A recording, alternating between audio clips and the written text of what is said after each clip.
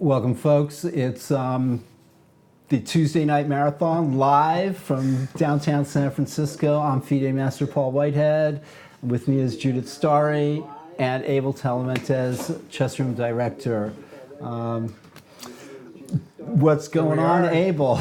Yeah, no, everything is fantastic. We were just talking, because we're sitting here getting ready for the broadcast, we were talking about how it's almost been a year since our first broadcast. Incredible. And in our first broadcast, I remember we were in the annex. And having to compete with loud voices of people analyzing. Like you yelling at people, telling them to shut up. Yeah. Well, keep the noise down. I was telling them to be quiet rather than telling them it felt like shut up. Yeah. I shut up sometimes. Yeah, but I remember we actually were debating whether that's a good ambiance to broadcast, right? Versus here, we don't have that, but here... I think we should open that room, that door, every once in a while to show people that there's another room behind that door behind us, and there's people playing chess back there. I think sometimes people are getting a kick of seeing what goes on in the Skittles room. I think so, yeah. And the characters that occupy that space. Let's open the door later on. do that. Yeah, because typically as games are finished, people actually stop there and analyze the games. And last week I actually took a picture between two players. I can't remember which one, but I told them that this is what I love about mechanics, that people play passionately over the board and they come out and hug each other and then sit down and go over the games. It's so... just a friendly analysis, and it was really nice. Sometimes a little too passionately, but we address those situations accordingly. Yeah. But yeah, and actually we have players that come down to the Tuesday Night Marathon for the Skittles because they know there's going to be lots of people to looking play for a game. Yeah. And so the Skittles room is behind this door behind us, and out there are two rooms. We're going to give you a live view right now with about 100 players playing big two turnout rooms, today. and we are going to be analyzing the top 10. Top there it 8 is. boards. There's a with room behind us. With all the pictures in full glory right there. Right. And there's some people back there playing in the Skittles room. People peeking in now. But I'm going to lock it now. Yeah, now we got to lock the cage back up. That's right. Feed the animals.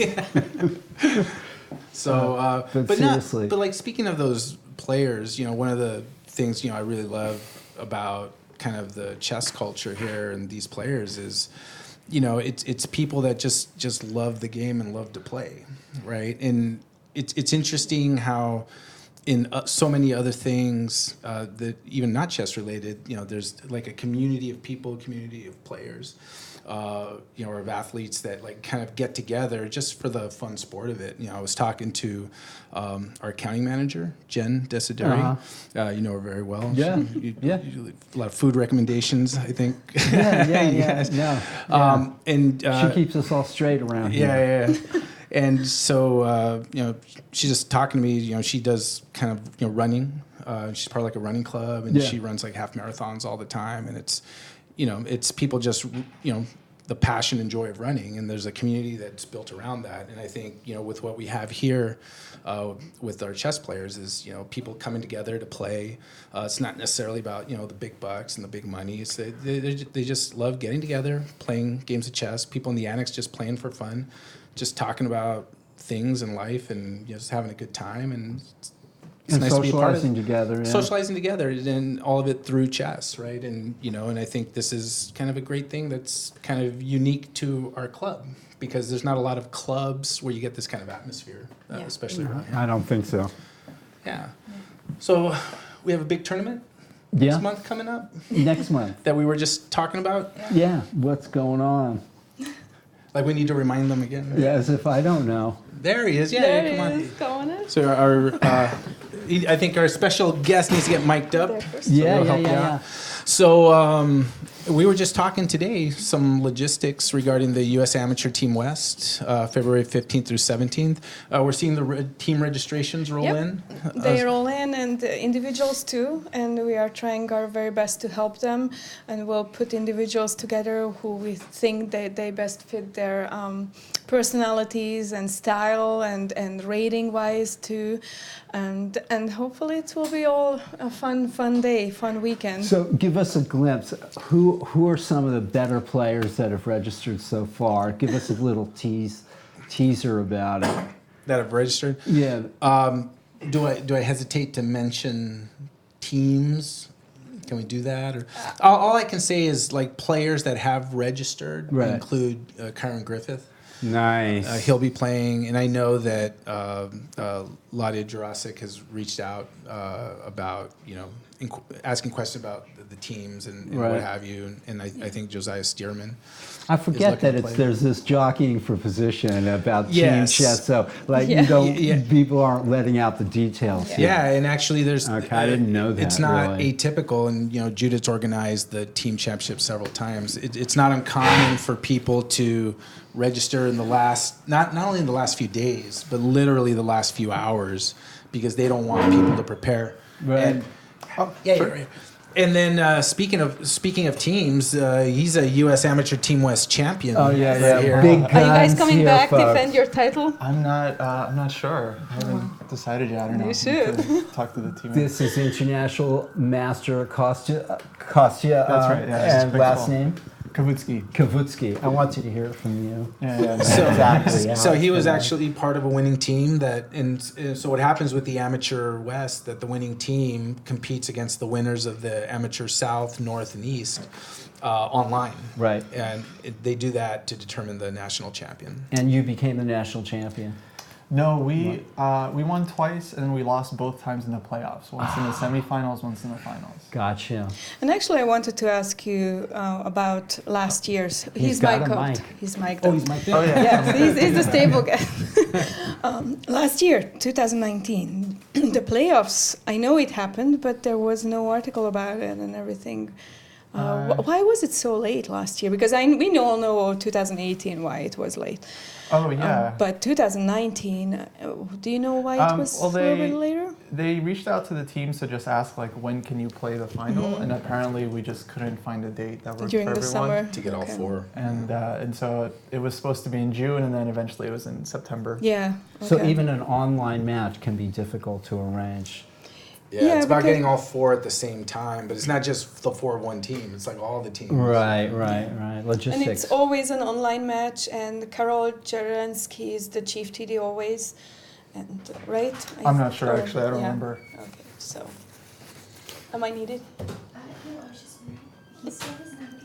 Okay, so I'm gonna go and resolve a situation, and I'll be back. There's a big tournament out there with all kinds of things going on right now, and tournament directors need to go in and out of the room. And Yeah, so I'm going to have Kostya take this seat, and we're going to go do our thing, absolutely. and then we'll be dropping by a little bit later, and you guys can go over the games. and Great. get to meet each other. We don't really know each other that well. So, yeah, this is Absolutely. great. No, I'm very excited for this. It's really It's pretty cool. cool. Thank you. And I can learn a lot from you. I'm hoping to learn a lot from you. Sure, I'll do my best. So we've got this kind of really basic setup. We don't have an analysis board, so we just go through the top 8 of the open section, and then we've got board 1 of the AB section and board 1 of the under 1600 section. Oh, okay. Cool. As board 10. Got it. And F-Pawn is giving you a shout out. Hey, F-Pawn, what's up? Actually, this is on Twitch, right? So let me. Yeah, this is on Twitch. I would like to host this on my own channel. Oops. Wow, that's awesome. That's awesome. I don't know how much it'll help, but at least it's something. Well, I mean, I'm definitely new to this, and I'm looking forward to kind of, in a way, almost sitting back and watching you work here to learn something about chess as well. I love hanging out with strong chess players and seeing how their minds work and what variations they're looking at, and to me that's a great pleasure. I've always enjoyed that. I work with Nick DeFermian here, and I get to see him, his approach to chess and solving chess problems. I think I've watched a little bit of your commentary with Nick. I feel like I really like commentary. I'll watch it all the time in my free time, so I really enjoy it. That's cool. Yeah, there's people that they're my favorites, and then there's people that I've yet to learn and to meet and to see what they do. So it's all apart from that. Oh, there we go. That's me. Hello, Kostya. Okay. So you won a game last weekend. You played. I just played the Golden State Open. Right, and you. I did okay. I got 5 out of 7. Right. 3 wins, 3 draws, 1 bye. Okay. And yeah, I had one game I posted online in symmetrical English. Nice. Mainly because there was a discussion on Twitter, like how to play a certain type of position. And then I got like that exact variation on the board, and I played a model game. So It's interesting. Yeah, it's interesting. Like, here you go. Carlson's game today was almost a model game, wasn't very it? For interesting. black. Yeah. I mean, just beautiful. Every move, just. Yeah, it's nice to see games that sort of follow this pattern, you know. When there's like a logical thread. Yeah, That's what I yeah. like too, for sure. Sometimes it can get really messy, and then it gets harder to explain what's going on because you also have to try to unpeel the onion, and it can be difficult. So fill me in, what's the time control for the... This is game in 2 hours, so we've got plenty of time to talk about other things and or to take our times with the games. You probably know some of these players. I recognize some of the names. I definitely played. Yeah, I played Josiah a couple of times. I know Rui from the World Youth Team. She's always competing. Alexander Ivanov, I'm assuming, is not the famous GM. You're correct. He's also Russian origin, obviously, Sure. and he's a strong expert that I think has yet to cross the master plateau. So, Michael Walter used to be a 2400 player wow. back in the 80s, 1980s, and then his long hiatus from chess, and it has yet to find that level of strength, but is waiting back in. He's beaten Kyron Griffith, for example, not that long ago. So these dangerous players They here. always come back, and they still have that understanding that doesn't go away. Yeah. I like to think that players were well trained back in my day in a certain way, like a classical chess education. You know, I'm 59. I played in 2 U.S. junior championships and played in some very strong 2 Lone Pine tournaments. And I got to play some really strong players. And so there were different opportunities. We played less chess, but I think the training was concentrated and good if you were willing to take it further. And so my generation was like John Fedorowicz and Sarah Wan and Walter Brown and some other. Well, you guys had the advantage of not having computers yet. So you're forced to like develop your own analytical skills. That's interesting. That's an interesting yeah. way to put it. Yeah, the computer is seductive in that it's, especially if you find that you have to describe things to yourself in words as you go along in your chess game. You have to make word evaluations. It's the only way that humans can understand. Oh, I see. Like, you know, to say white is better or something like that when you're at the end of a variation or something. Yeah, that's how I always approach positions, like who's better and why. Right. If you don't understand why, then you don't understand exactly why they're exactly, and that's something that a computer will be difficult to explain to you. Yeah, no, I mean, I think that's why a lot of players, they struggle, because they'll put a position into the engine, it says 0.4 or 0.6, but they have no idea how to like interpret that. Right. And it's usually like a low depth engine, so it's not even necessarily giving out correct information. Right. So it's kind of, I don't know, it could backfire on some players if they rely on it. Yeah. So I'm going to leave this, if you have other things that you want to talk about, or we can get back to other things, or we can start looking at games here and putting our analytical minds to work. Yeah, let's do it. Maybe. So you're an international master. One more That's thing. right. You're Yeah, an international master, and do you have any GM norms? No, none. No? Okay.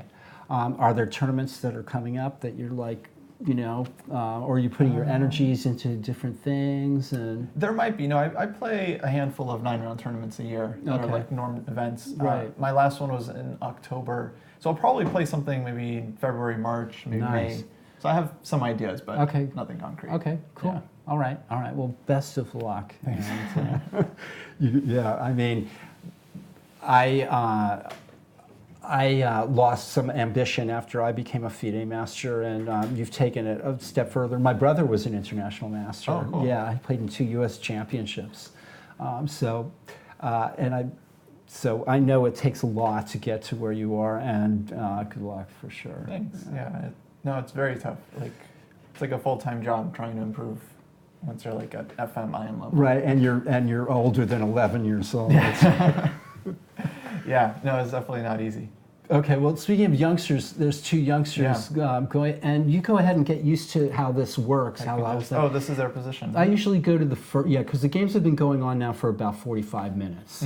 I go to the first move, and then just take it from there. So Yeah. Now they've had a little bit of time. yeah. But this game surprisingly is still in the opening, given that it's like 2 youngsters playing. Normally, they play very quickly.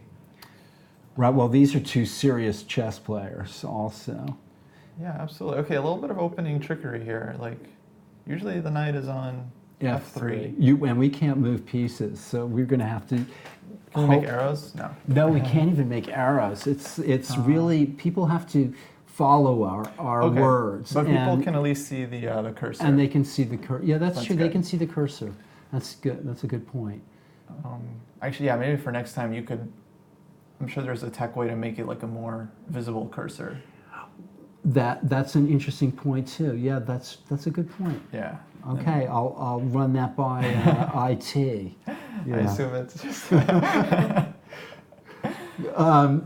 That's for the chess broadcasts. Okay, there you go. So bishop b5 check. But I think it's just as good. Actually, this gets right back to what we were talking about before.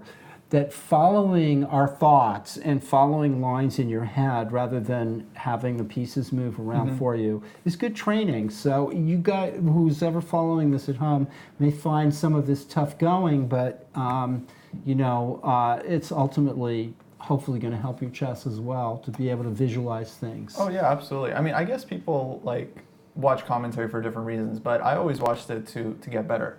Because when I was around like maybe. I think I was 1800, 1900. That was right when St. Louis was just starting their broadcast with like Yasser Seirawan as their main commentator. Right. So I watched just like hours and hours and hours of Yasser just like taking a position, giving his like first intuition, which is usually like very smart or very interesting, and then just learning from like the moves he was suggesting, the lines he was seeing, the way he would just like evaluate positions like, oh no, this is not playable, or like.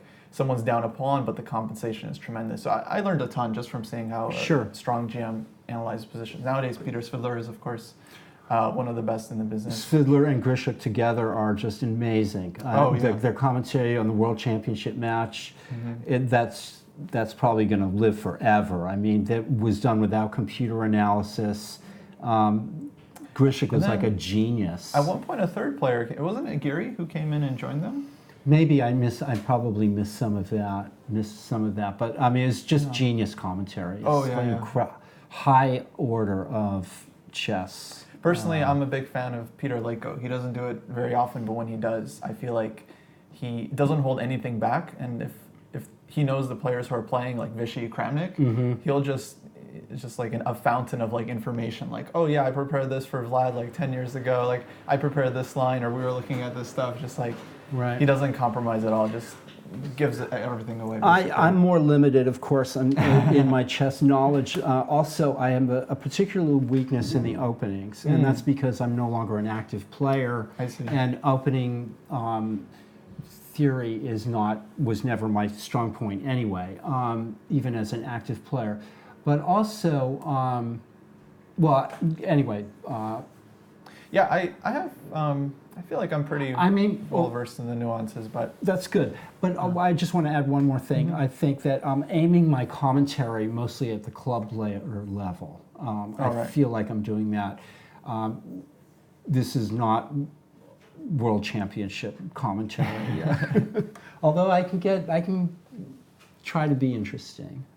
Yeah. Well, I'm always interested in games between like somewhat lower rated players. I find that they have like more kind of They can be- interesting ups and downs. Yeah, and we can laugh at their blunders, if there's some horrible blunders too. Yeah, no, I'm always sympathetic. I'm always like, oh man, I could see myself doing the same thing. Sure. So okay, so white plays this knight c3 and then bishop b5 check. It's a little unorthodox for sure. Yeah, I guess the only difference here is that it's just kind of limiting white's options, because then you don't have these lines where you can play c4, especially when black goes bishop d7.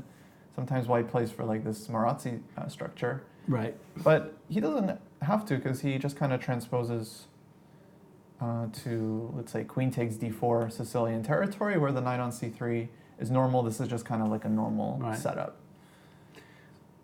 And then, okay, White's knight not comes being out. very ambitious in the opening here, I would say. Although now he's showing more ambition with the absolutely. queenside castling. But somewhere he spent a lot of time, so clearly one of black's moves was not in his prep, or he just didn't remember.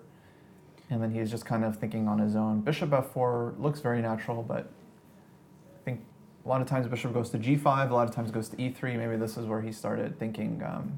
On his own, which can be a dangerous thing to do. And how accurate are these clock times typically? Do they? They're accurate, but Okay. people cannot see them. So we, because we've limited some of their view. I see. But we can say that white's taking more time than black. Yeah, down to 80 minutes for whites. Hey, And then- Murphinsky in the chat. Shout out to. Yeah. And Murphy. everybody's got a 5-second increment, delay, rather. Mhm. Yeah, so. Anyway, okay, so this is where we are. Let's go to board 2. It's still a game, folks. I guess rook d8, right, would be probably. What if white keeps being annoyed after rook d8 plays knight b5? I'm just asking. It looks ridiculous, but maybe is knight kind of annoying. b4. Oh yeah. It's kind of annoying, but it's just exactly the kind of thing that white looks like he's trying to do almost with this. Yeah, I mean, he's putting a lot of pressure. I mean, the basic idea is like if black is forced to play e5, white will go bishop g5, bishop takes f6, and then establish knight knight on d5. Right. So I think black should be trying very hard not to play e5 here. But if Okay. rook d8, knight b5, if that's just Is that good? a Knight, problem, I mean, it's crazy looking, but what? I guess black can go e5 in that case. There you go. There you go. No tricks here with knight e5 then, or no? I guess not. Yeah, I don't see it. But still, bishop g5. White can still play for the same idea. It's just that the knight on b5 will now need to come back. Yeah. But maybe white will be in time. Okay. Just giving an inkling of what I'm thinking and what we're thinking, maybe. All right. Yeah, So, well, decision for black, because either e5 is happening or rook d8. I feel like there's no harm in rook. Maybe she's deciding between castles long and rook d8. I think these kids often like making these like funky ideas work. It's like, okay, let me just how castle. about knight g4 and knight ge5 or something too? Maybe now's the right time for knight g4 for black. Knight g4 is a tempo, actually. f2 is hanging. You know, Oh, so this is just very extremely concrete. queen e2 then maybe, with the idea still of playing pawn to e5. It's just Knight e5, yeah. Yeah, I know Hosea, sort of his way of thinking sometimes is setting problems right at the beginning of the game is very much in his style. Very tactical player. Yeah. Okay, let's go to round 2, or board 2. Aha, we have. Now, Kyron had a great tournament, I think. He did. Yeah. Yeah, I was playing right next to him on the final round, board 1 and 2.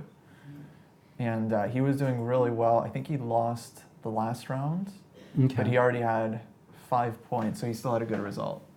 Yeah. So he was on board 1 in the last.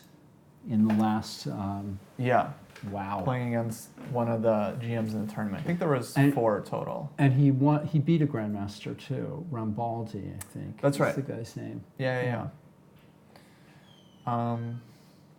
So, okay, we have knight. Winslow cannot be discounted. He's an international master. He's been playing chess for years. Mhm. His chess has gone downhill, but he's over 65, so he's still a dangerous player. He's still a dangerous player. Well, still going for the sharp stuff, it seems. And he's beaten Kyron before. So, Oh, I see. Yeah. So, Well, I mean, judging by these clock times, it's like, no, maybe it's not right. It's just like very little time has gone by. that doesn't surprise me. I mean, Kyron's in form. He's playing chess quickly. Oh, I'm sorry. No, this is they're just following how much time was spent per move here. So at this point in the game, Black hadn't spent any time. White Right. had spent 8 minutes, yeah, 7 minutes. Okay, so by now they've spent more time. Okay, so H5, I'm sure this is in Conrad or Kyron's prep, just stopping G4. You know, It's hard to he's come into the office here, and Kyron thinks for himself in the opening. He's not a dogmatic player. He's got his own ideas in the Nahdorf as well. So he's a player playing not just theory, but using some of his own. Yeah. No, he's also a King's Indian player, which I'm a fan of. So I agree. He's just looking for very unbalanced positions, it seems like. Yep. So, okay, White kind of goes the typical way, although, okay, A3 can definitely be questioned. It's rarely clear whether it's like useful or not, because it does give Black this extra hook. Right. But on the other hand, if Black plays B4, White doesn't have to move the knight away. Okay, I'm not sure.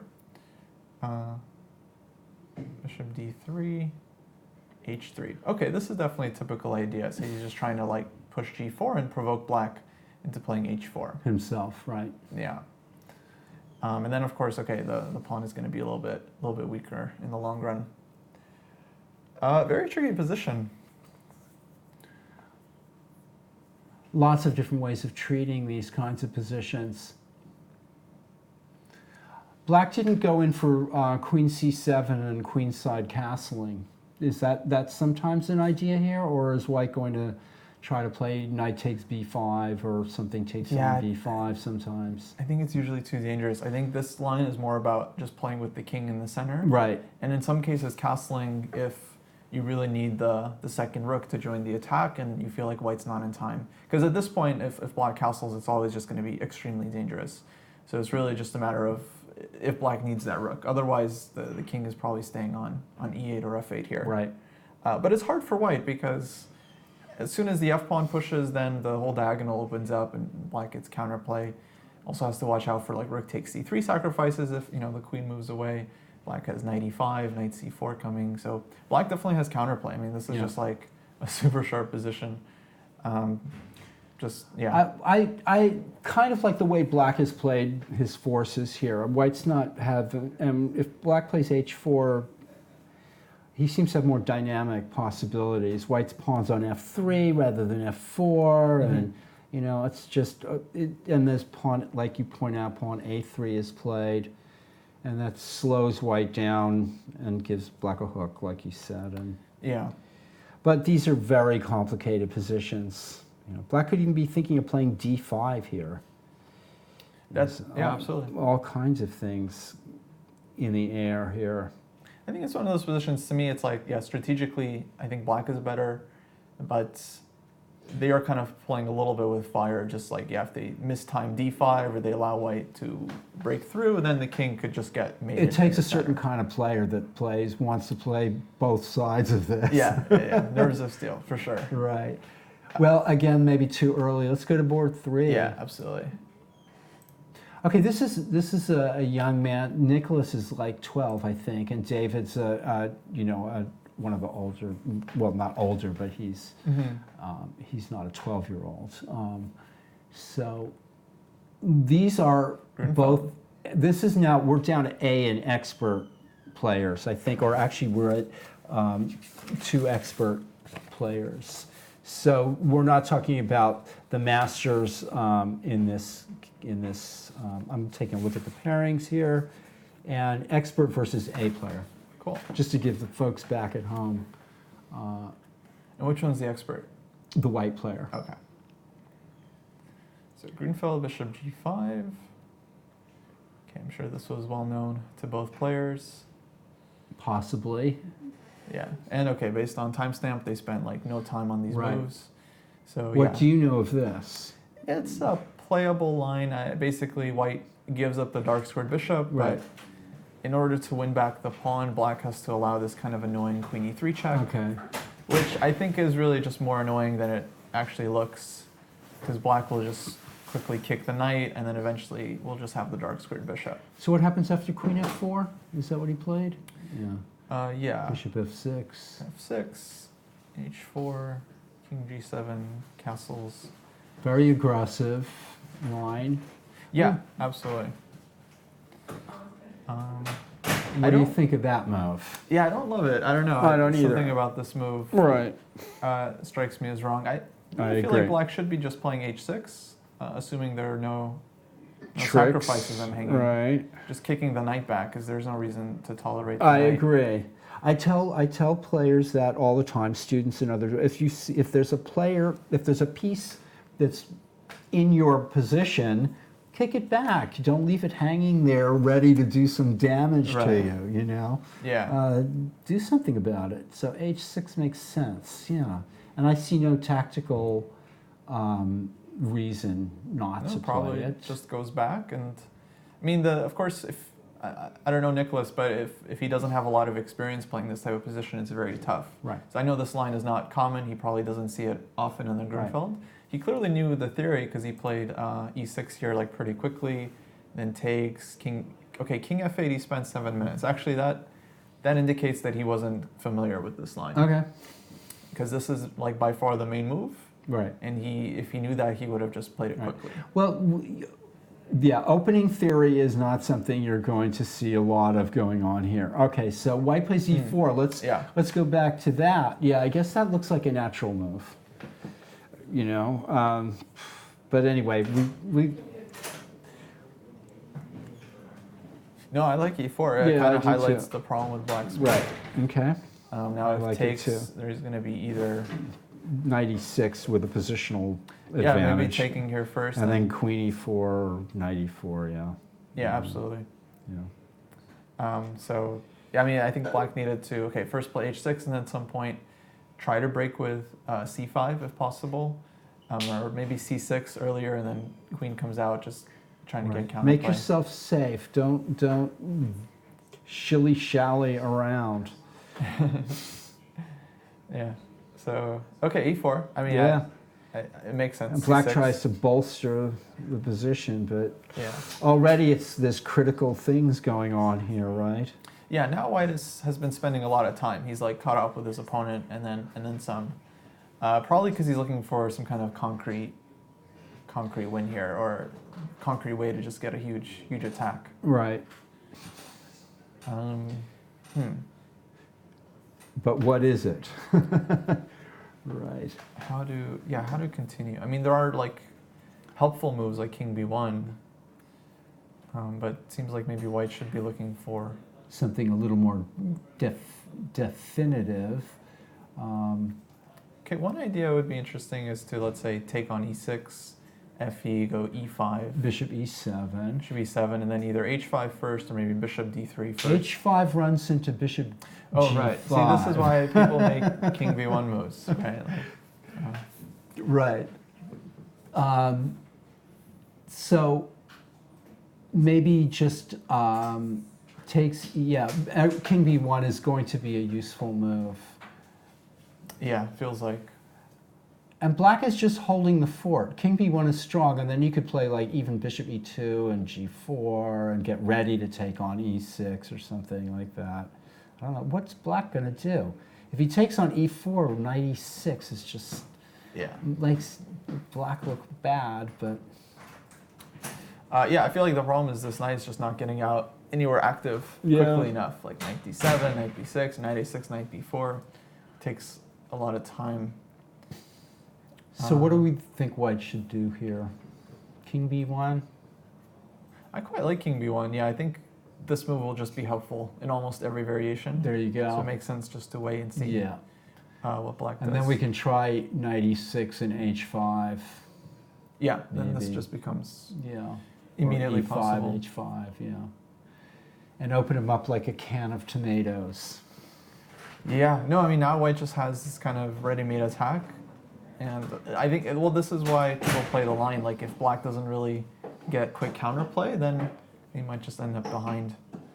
I think that's what we're seeing so far. But it's not easy. I mean, it depends on white as well. He has to kind of find, he has to not rush, not kind of overextend, not allow counterplay. Right. So, okay. Move on to Yeah. board 4. And this is master versus expert. But they've had unfortunate results.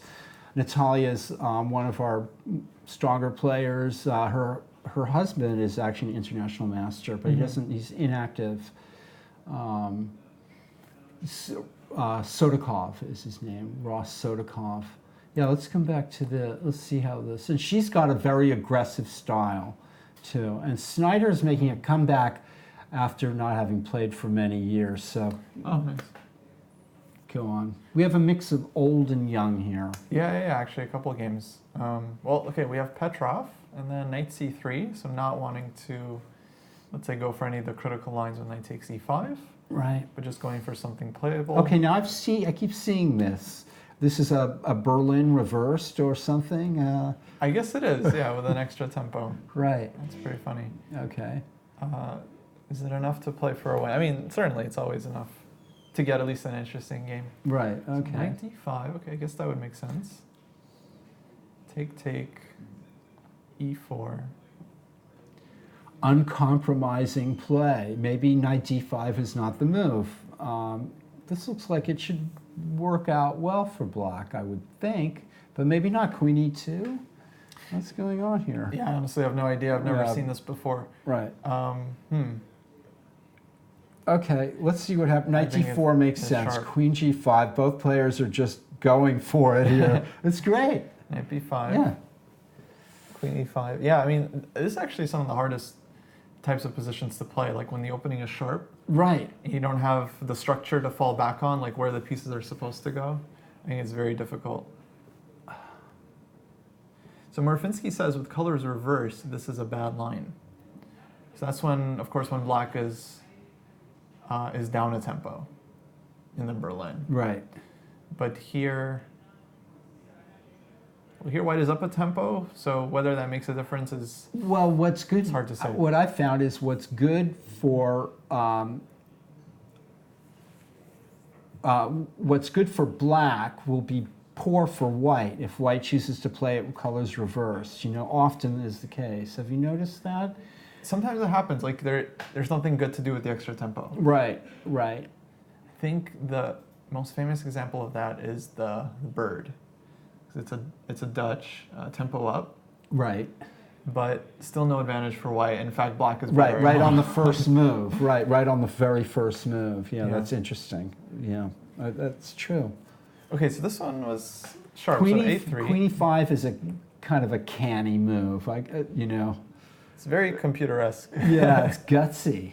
Right. I mean, yeah, it is curious why black wouldn't want to play knight a6 here. I guess like developing.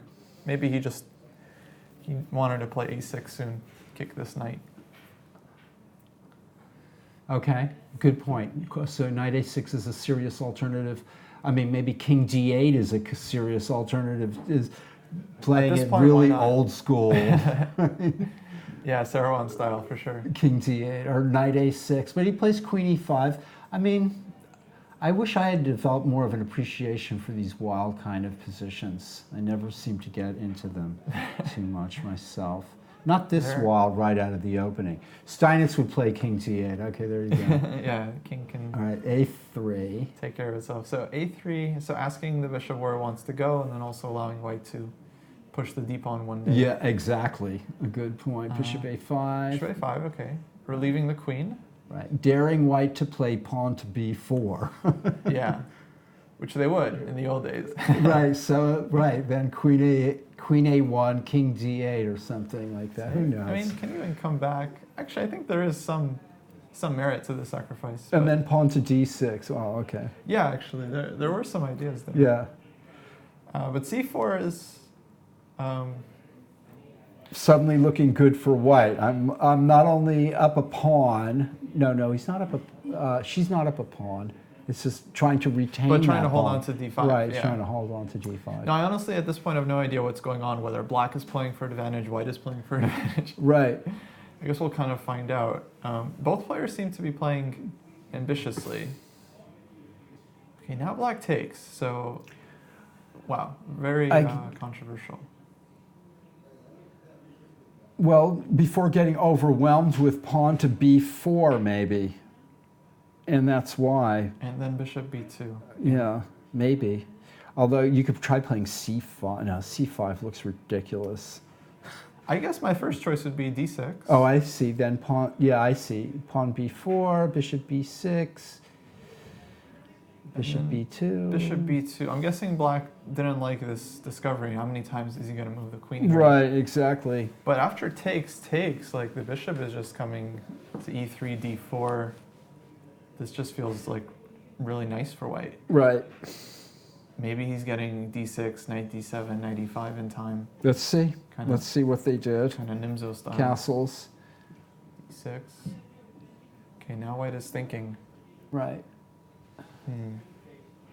Okay, Well, queen there's d4 still would the be tempting. possibility, yeah, bishop d4, queen d, you're looking at queen d4, going into that endgame, It's more of a, or trying I to. think it's more of a trick. If black takes cd4, then I love white's position because it takes away the squares. But black goes knight d7, and then I'm like, okay, what am I going to do with the queen on d4? White plays queen d2. Yeah, I think this is probably more reasonable.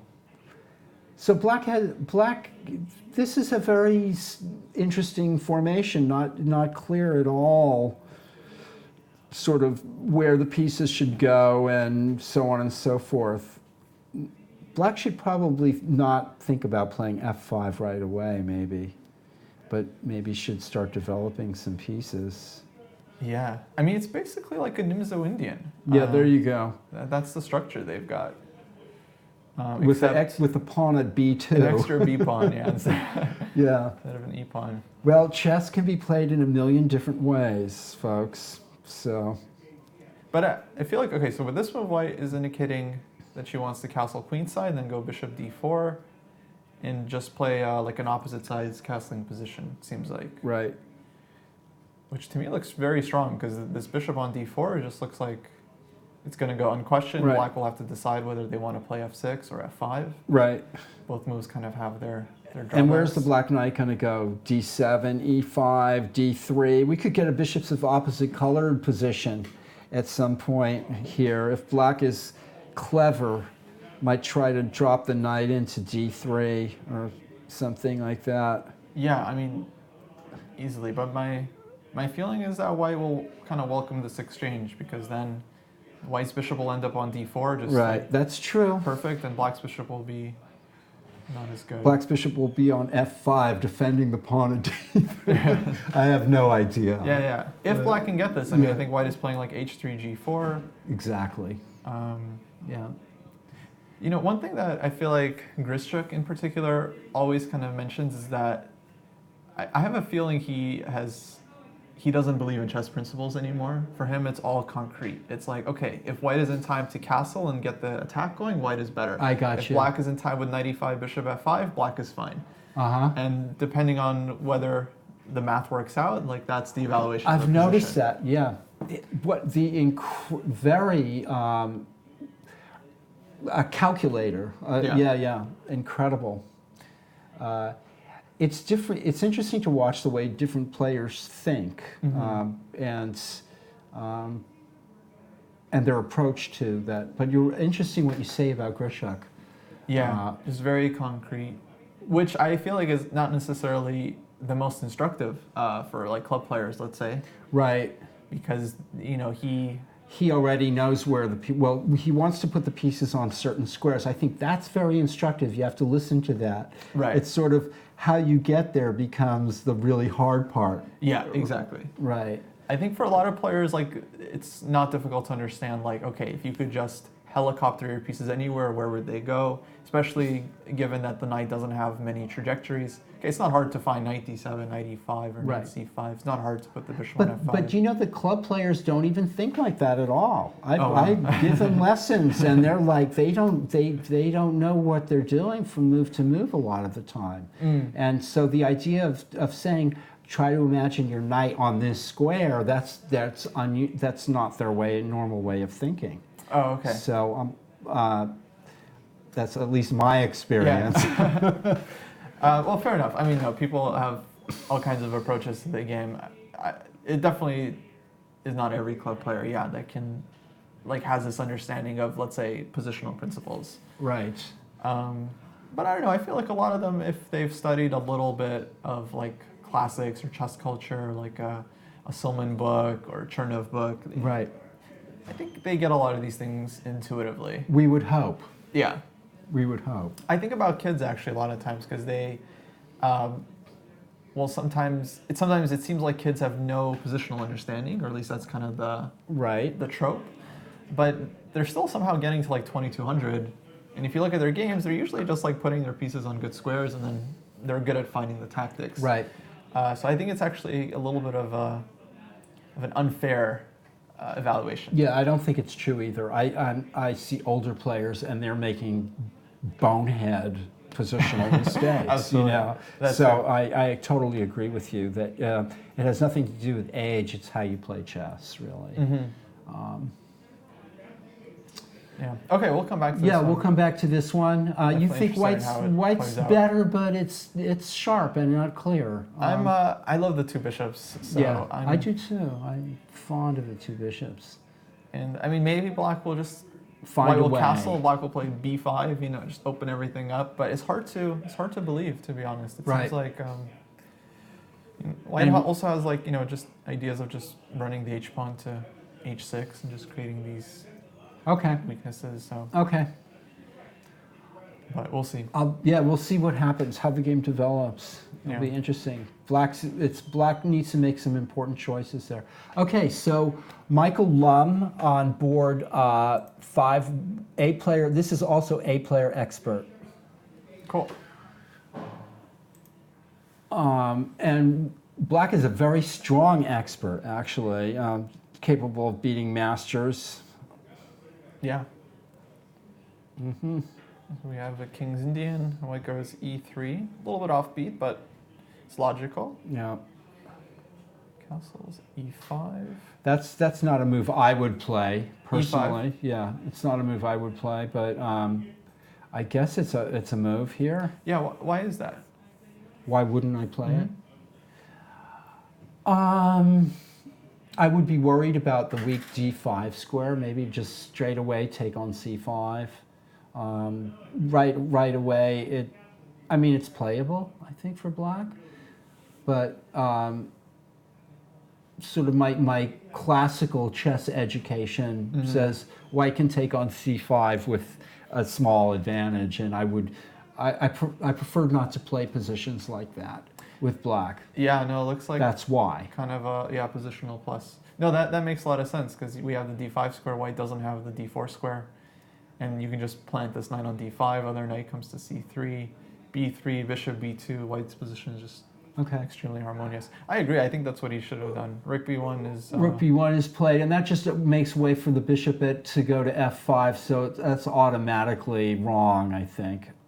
Yeah, and black just takes advantage. Takes bishop f5, rook a1. Yeah, this is where the players show their strength sometimes. So, we're not Grishuk and Svidler analyzing the World Championship match at this point. Yeah, I guess it's a pretty instructive mistake. I mean, rook b1. Okay, of course he's Instructive mistake. trying to play a3, b4, and just not really taking into account The dynamics what of his the opponent position. might do. Right. Yeah.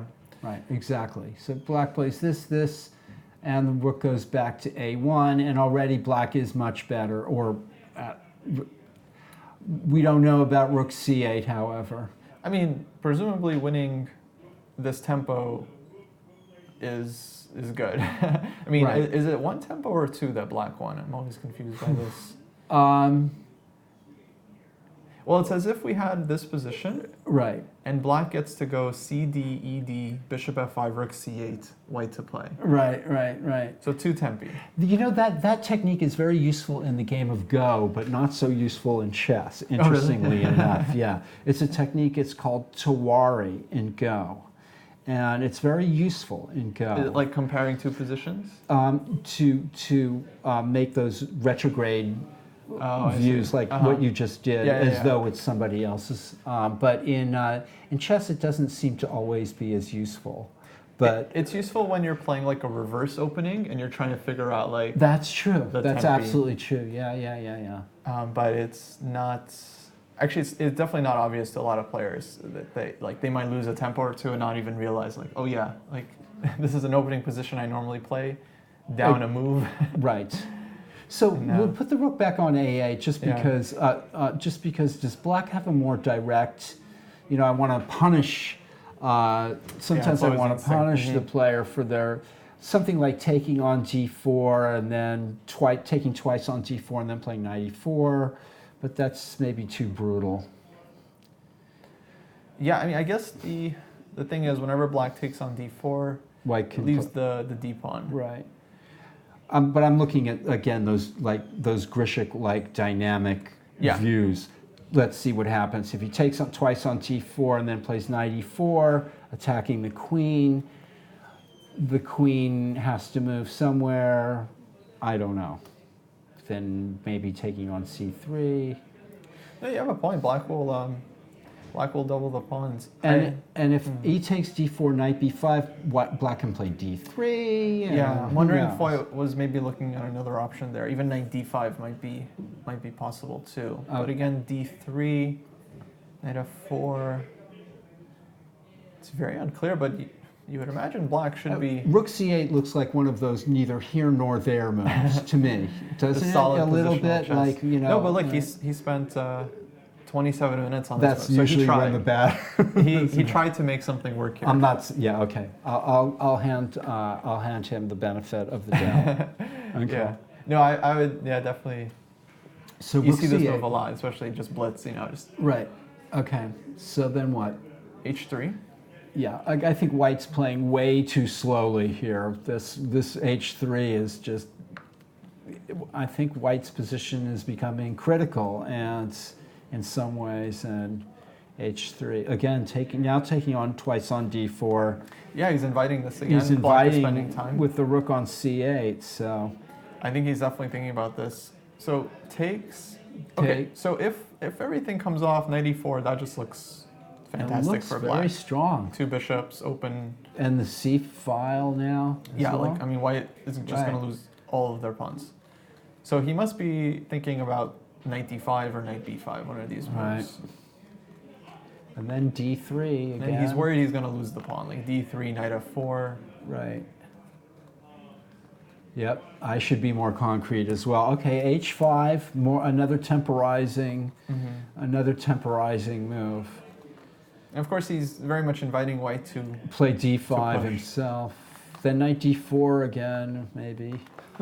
Knight D4, I think knight A5 is also Right. worth considering. Black even should be knight fine D4. there, I think. How about White sprinting out with one of his pieces, Bishop G5 here, That would, and then Queen, yeah. that would be logical. Just like taking advantage of the fact that black just gave up the square. Yeah. Maybe black then continues the trend, goes queen B6, hitting B2. But then Bishop F6, Takes, knight D5. and knight D5. That's Even annoying. then, going back to D8, maybe not so bad for black, but Yeah, black is probably fine there, but maybe we have something. I really like Bishop G5. yeah, I don't feel think like about white has to do this. H5. I don't think H5 was such a, I think he's worried about G4. yeah. Whether it's a threat, though, is Right. it's hard to say. I guess he was thinking, yeah, these lines, if he takes on D4, knight D5, he goes like D3, knight goes to F4, and then he's going I to get see. hit with G4. I see. Yeah, But it's hard. I'm not sure I would have yeah. made a different move. Well, Maybe rook E8. we can always move on to the next, now that we don't know. Yeah. Nobody knows.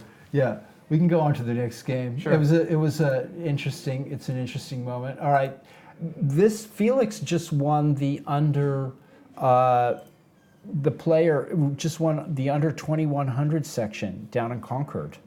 The white player here. Oh, wow. And he's playing a strong expert. Karit, yeah. I actually know Karit. Okay. He is originally from the East Coast, but now he's going to school at Berkeley, I believe. Okay. And I think expert. Felix goes his own way in the opening usually, and also can play quite eccentrically, I've noticed. Oh, yeah. Yeah. Also seems like he showed up about half an hour late based on Okay. the clock set. All right. So, Anything is possible. yeah, just a lot of traffic out there in San Francisco. Okay. Well, this is actually pretty high level stuff. I mean, this is the Bogo Indian, Bishop D2, A5, G3, and now kind of transposing to more of a Queen's Indian type position. In fact, I think the move B6 here is very reasonable for black. And then It's Queen's Indian if black plays B6. Mhm. Okay, but he doesn't. he goes for D6, more of a Nimzo, Bogo type of position. yeah. He's just waiting for white to play Knight C3, and then eventually he'll exchange. Gotcha.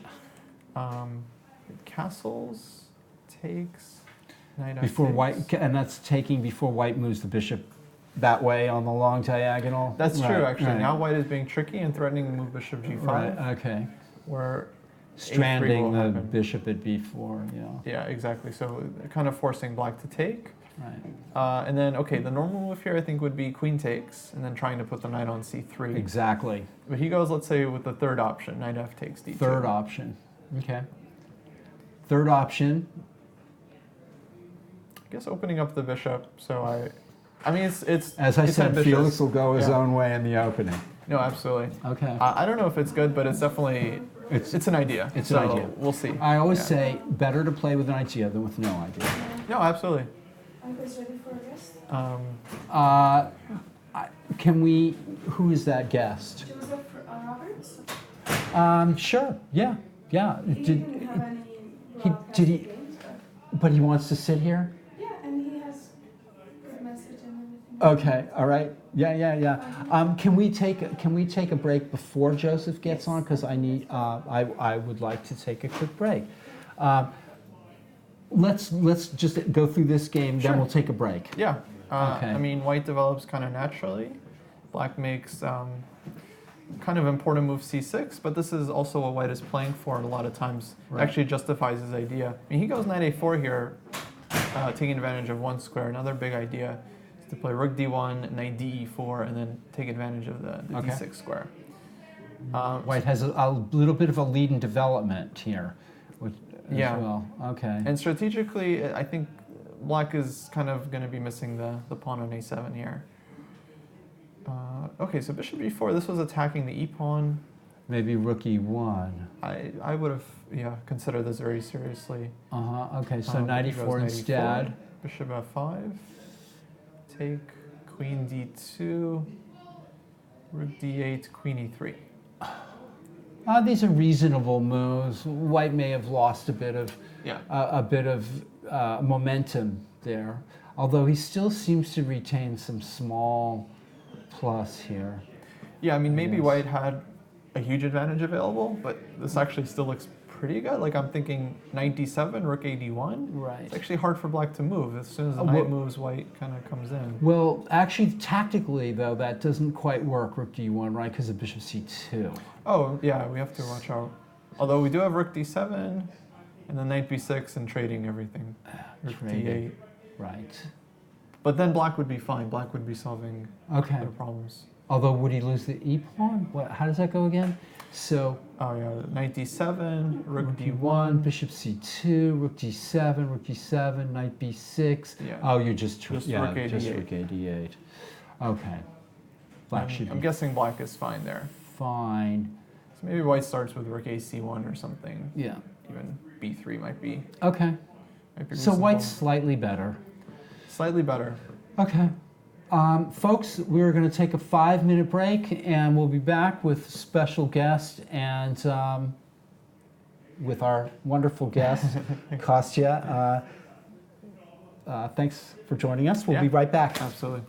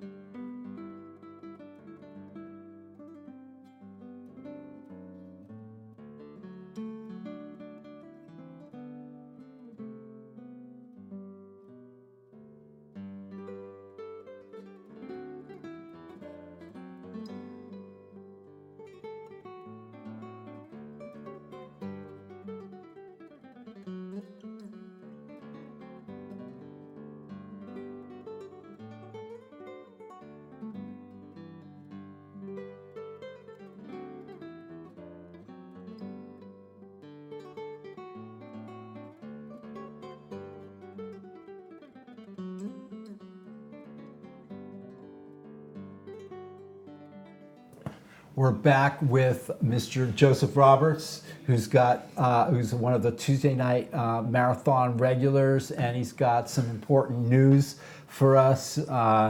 Joseph, what is going on? Well, there's a lot going on. First, I want to welcome the Twitch family. Welcome to the Mechanics Institute. I am Joseph, and I will be your host. I'm your host for the next 5 minutes.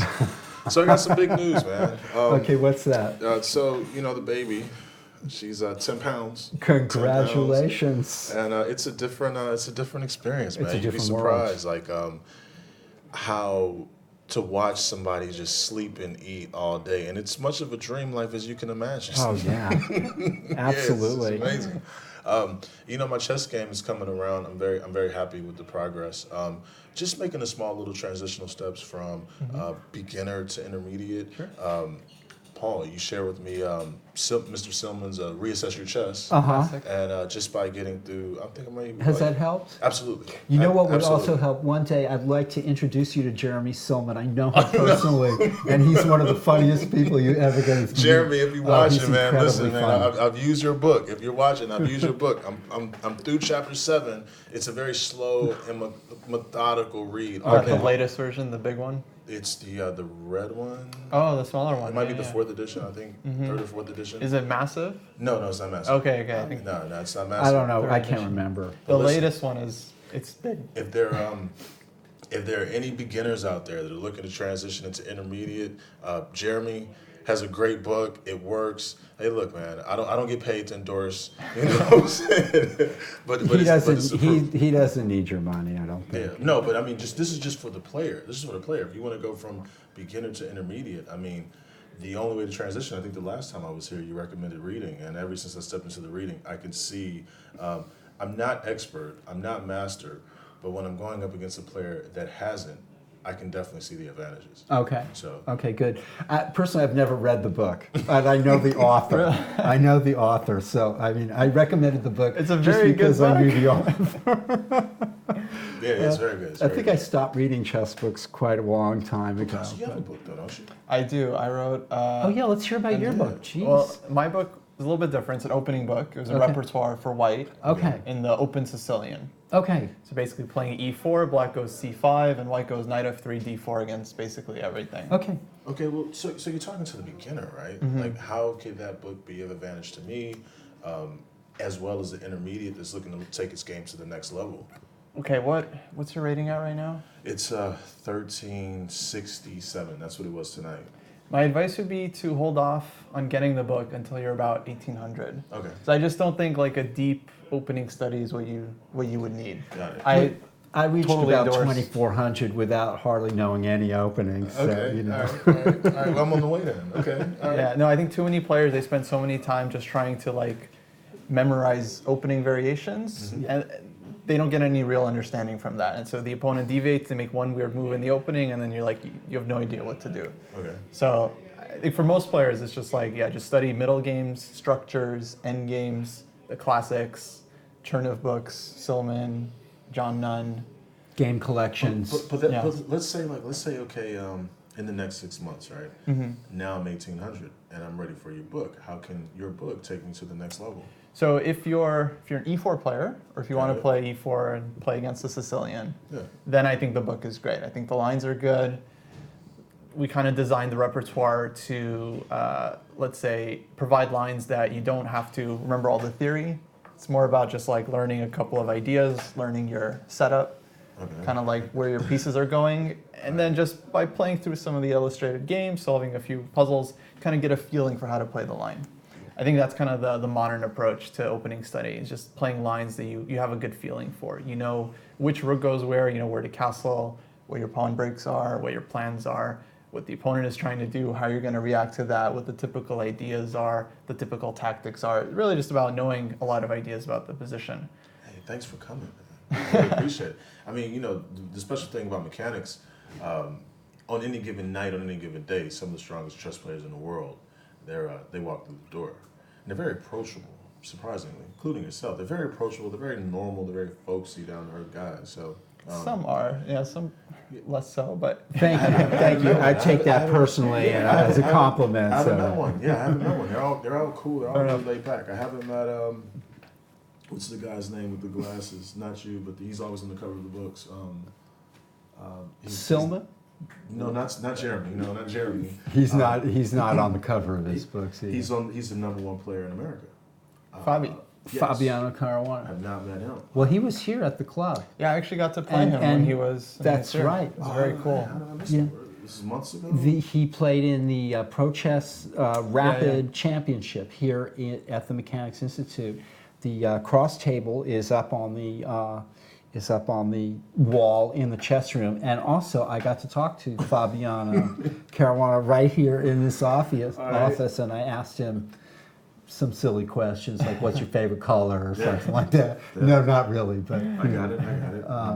So everybody's approachable. Yourself, Mr. Shanklin, he's real cool and laid back too. He always surfaces every now and then. Maurice Ashley, I've never seen him in here. he's East Coast. He's East Coast, or Yeah, no? he's He's New St. Louis, and yeah. it's New So York. we've got a big rivalry. Okay. No, I'm just kidding. He just hasn't waltzed through here. Okay, All right. I'm pretty sure if he's ever on this side, he'll step in. Sure. I'm sure he Yeah, I should hope so. Every great player should come here. There's a shout out to Carlson, and we've had. There's a picture of Capablanca here at the club. Yeah, the one on the wall. That's why I love the club. I mean, I'm actually a little bit. So, who is the oldest great player that visited here? Was there someone before Kappa? I think there has. I think Zuckertort was here, and Lasker was here. There have been. I'm not sure. Morphy wasn't here, but I know. I need to delve a little bit more into the history. I know that Zuckertort and every world champion from Lasker up to Botvinnik was here. Oh, wow. And then of the world champion, the Soviet world champions, Smyslov was here, Petrosian was here, Tal was here, Spassky was here, Which Tal? Karpov was here. Which Tal? Which Tal? Yeah. Mikhail. Oh, nice. Yeah, the only. Oh. What do you mean? Who's the other Tal? Yeah, who's the other He Tal? was a strong player in the 90s. A guy by the name of Uh, Shakib Tal. Oh, Tal Shakat. Yeah. Oh, yeah. Okay, I don't know him, but he's an American? No, yeah, strong GM. Okay, right. Yeah, fun fact. But we're talking about, yeah, okay, well, we're talking about world champion Okay, I Mikhail got you, Tal, I yeah. got you. Karpov. And then since Karpov, we have not had a world champion here. Korchnoi was here at the club. Oh wow. Yeah. Daniel says his mom walked in mechanics and asked if it's a museum. It's It makes sense. here's my take on mechanics, right? You look at some of the greatest players that ever played chess around the wall, and a lot of them have played in this tournament Tuesday night. Well, no, I don't think that they played in the Tuesday night marathon. Well, we've had some breakout players, right? Oh, we've had breakout players, but they've not been the people that I just mentioned, Got not it. the Smyslov. So here's my logic behind the Tuesday night marathon. Okay, Tuesday night marathon. Most of the players, some of them break out to do great things. Yeah. So I've always felt like as long as I'm in the room, this is one of those breakout rooms and enlightening. Shanklin's played here, Naroditsky. No, I think- as kids, they I think played. the Bay in- Area is just Right. a breakout environment. I mean, so many of the world's best juniors are from here. That's Yeah. that's inspiring. Yeah, So if you play here, you're on the runway. You're on the runway. Yeah, you're on the runway. You're on the runway. So that makes it fun. What other news do you have from the outside world? Something about San Francisco, The 49ers are in the Super Bowl. the 49ers. So we do a lot of winning here in San Francisco. We got the mechanics. They're always going to win. Speaking of winning, Yeah. how did you do in your game tonight? Oh, the game went well. Like I said, I've been reading someone's book. Okay. Reassessing, talks about the imbalances. I was ahead in space. I was ahead in peace development. And it's pretty much just downhill from there. Nice. I mean, the book teaches you just lean on the imbalances Yeah. all the way down. And at that moment, you deviate from the beginner novice style of playing, which is always search for the mate, always search, for the action. But you just lean on the imbalance. And So I take it you won the game. yeah. My opponent eventually blundered. And, Okay. And then it's no. Right. That's all the fun for Tuesday night. Okay. Yeah. Hey guys, look. All things law school. That's right, you're in law school. I gotta do some homework. Yeah, Okay. Yeah. Well, thanks for joining us, and thanks for being here at the club. Green Bay just got walloped. Oh, Tal Shaki went to work at Google. Wow, that's interesting. I never knew that. Wow.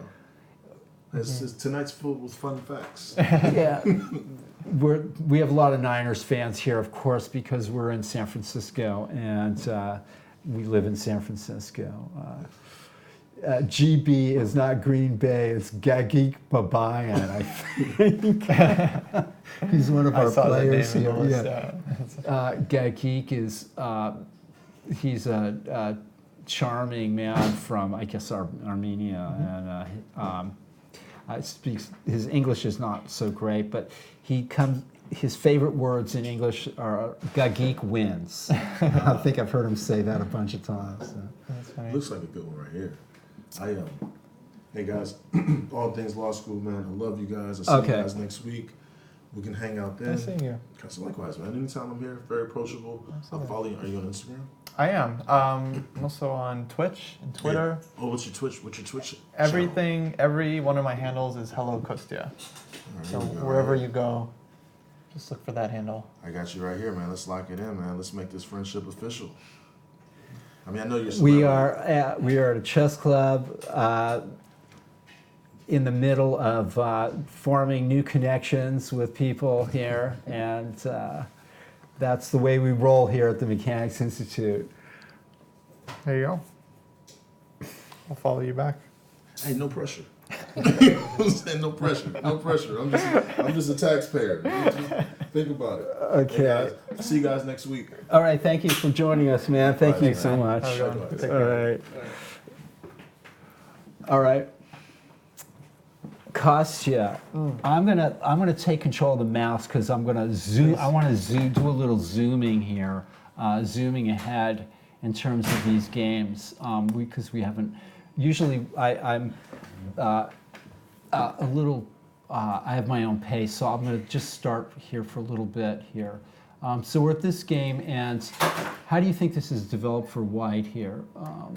He's put a lot of pieces on the queen side here. And here we thought knight d7, but black is messing around a little bit with queen d6, I think. Maybe he's hoping for rook d1 and then queen takes d1. Yeah, but kind of weird because as we established, rook d1 was not even a threat. Right. Because of bishop c2. So, kind of unnecessary move. I'm not sure why he decided against knight d7 there. And White comes in? comes in, I guess if knight d7, queen takes b7. I think he's just taking. And Black will get some tempos, but he takes on c6. c6 is hanging as well. Yeah. So black is undeveloping, and this is just looks bad to me. I'm not sure about, well, I guess rook a6 was the idea here. And if black can get away with this, he's gotten away with. Is he getting away with it though? Black can't play. I was thinking of knight g7 for a second there, and then notice queen takes d8. Yeah, that's a problem. No, this feels very fishy for black. Yeah. So knight d7 is out. Knight a6 Is met by knight possible, takes b7, right? But white just takes on b7. No, I'm not sure what black has been doing here for the last 3 or 4 moves. It's very odd though how one queen and one knight can kind of dominate 5 pieces. Right, But that is do you kinda think what's queen happening. d6 is a little bit of a mistake here? Black plays queen d6. And why didn't he choose the obvious knight d7, I'm wondering? I think it's one of those things like you're trying to stop rook d1 because you feel like this is the move your opponent wants to make, but yeah, at the cost of a big tempo. I'm guessing he very much underestimated this move because The strength of it. yeah, It doesn't- because it's very unusual. Right. Like, I mean, the knight is kind of, you would think, okay, play knight a4, it's like trying to play knight c5, knight b6. And but again, it you're comes in talking with about the queen. concrete. I guess it's important for me to hear also just how concrete analysis trumps all the things that you think about, right? The unusual move is often the move that needs to be considered first in a way, almost. Like, let's think about the unusual the move that I mean, yeah, if you're trying to find some kind of solution, naturally we kind of look at the most natural moves first, and we kind of eliminate them very quickly. And then you start looking for kind of unnatural solutions. This queen b6, knight c5, I mean, it's very interesting because it just going after this b7 pawn. How does black defend it? Maybe he has to play queen e7, but then that means that black's entire concept is just going to fall apart after rook a d1. Yeah, I agree. Rook d7 is suggested in the Twitch chat here. I think this is also possible. I imagine would be met with knight c5, however. Anyway. And then if the rook moves off the d file, then rook a d1, rook d8 is. So rook d7, knight c5, then maybe queen c7. Oh, then knight g7 protects the queen. Yeah. But I think this was maybe Steinitz's whole philosophy behind chess is like what is structurally better, strategically better. So all the tactics are going to work out for white. That's a good point. Yeah. As often happens. So this, I mean, okay, things have just gone wrong for black, but is there any way to keep fighting? Probably queen e7 and then rook a d1, just moving the rook, just it's amazing. Giving everything away. Yeah, it's amazing. Black is in serious trouble here if he can't develop the queen side, and he's been undeveloping his pieces. I mean, white still has some work to do, but well, this position really depends on black because he might not want to defend passively. I mean, so far he has a little bit, but he might not want to continue. So, all right, shall we move on? I'll let you do the mouse. Walter Melville. I think maybe we could just go back to the top boards. Well, let's look at all. I'd prefer to look at everything. Yeah. Let's go back to, and we can go quickly though. Sure. So. Rubinstein French. Rubinstein French here. Fairly typical. This must all be booked either by transposition or in some other fashion here. These positions are tricky for both players. Yeah. When Tall seemed to win these positions at will with white, and I noticed, and it was always a mistake to play the French defense against him, and there were so many brilliant wins.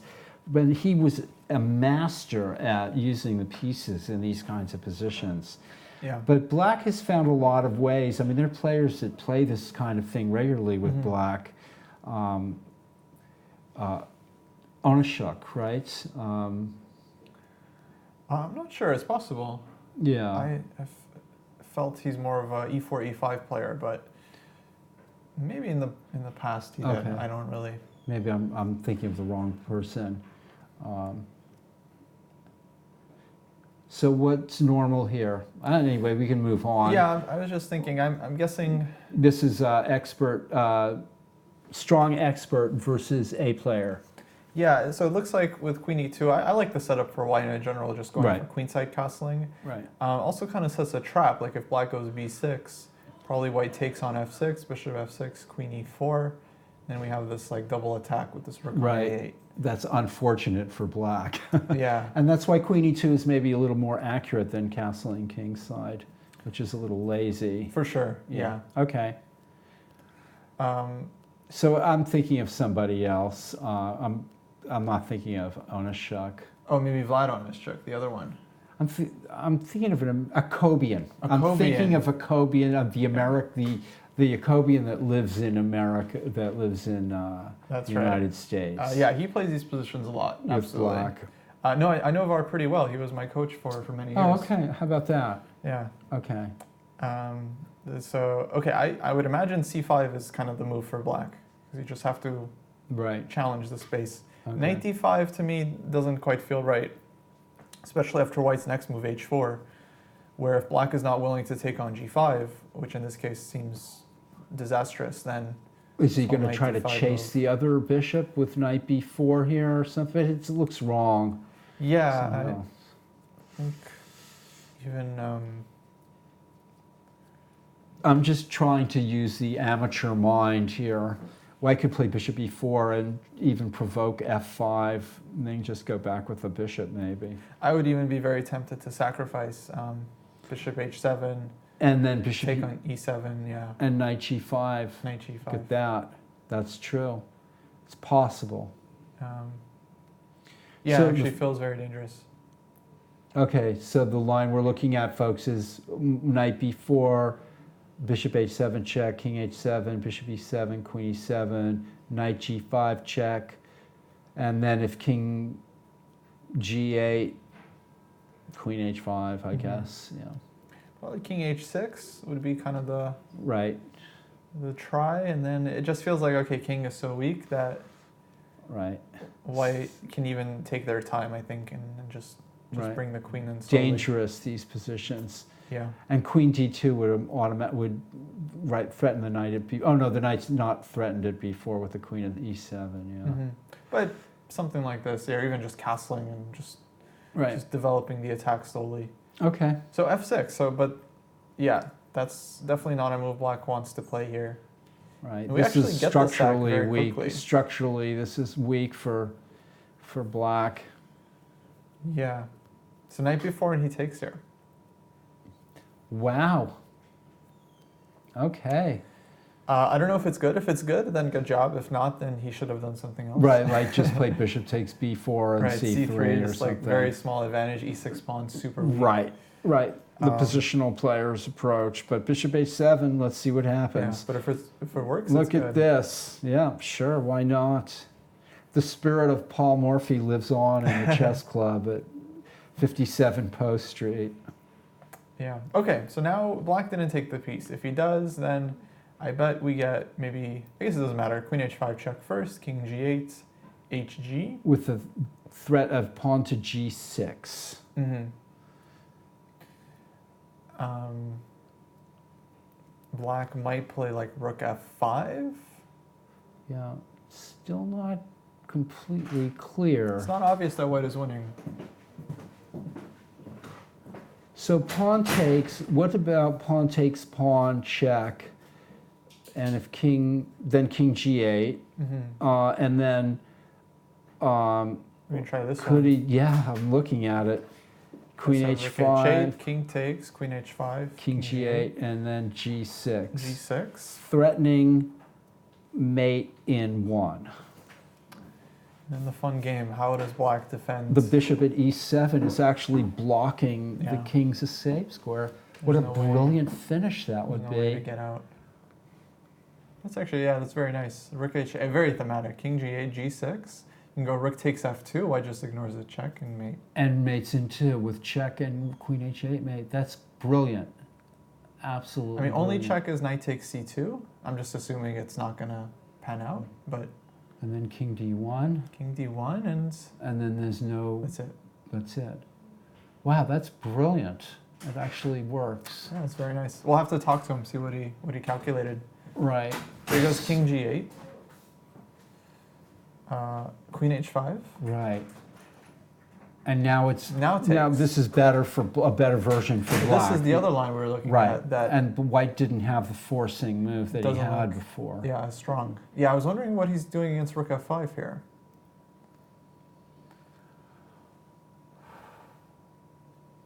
I guess it's just one of those slow burning positions. I guess he plays.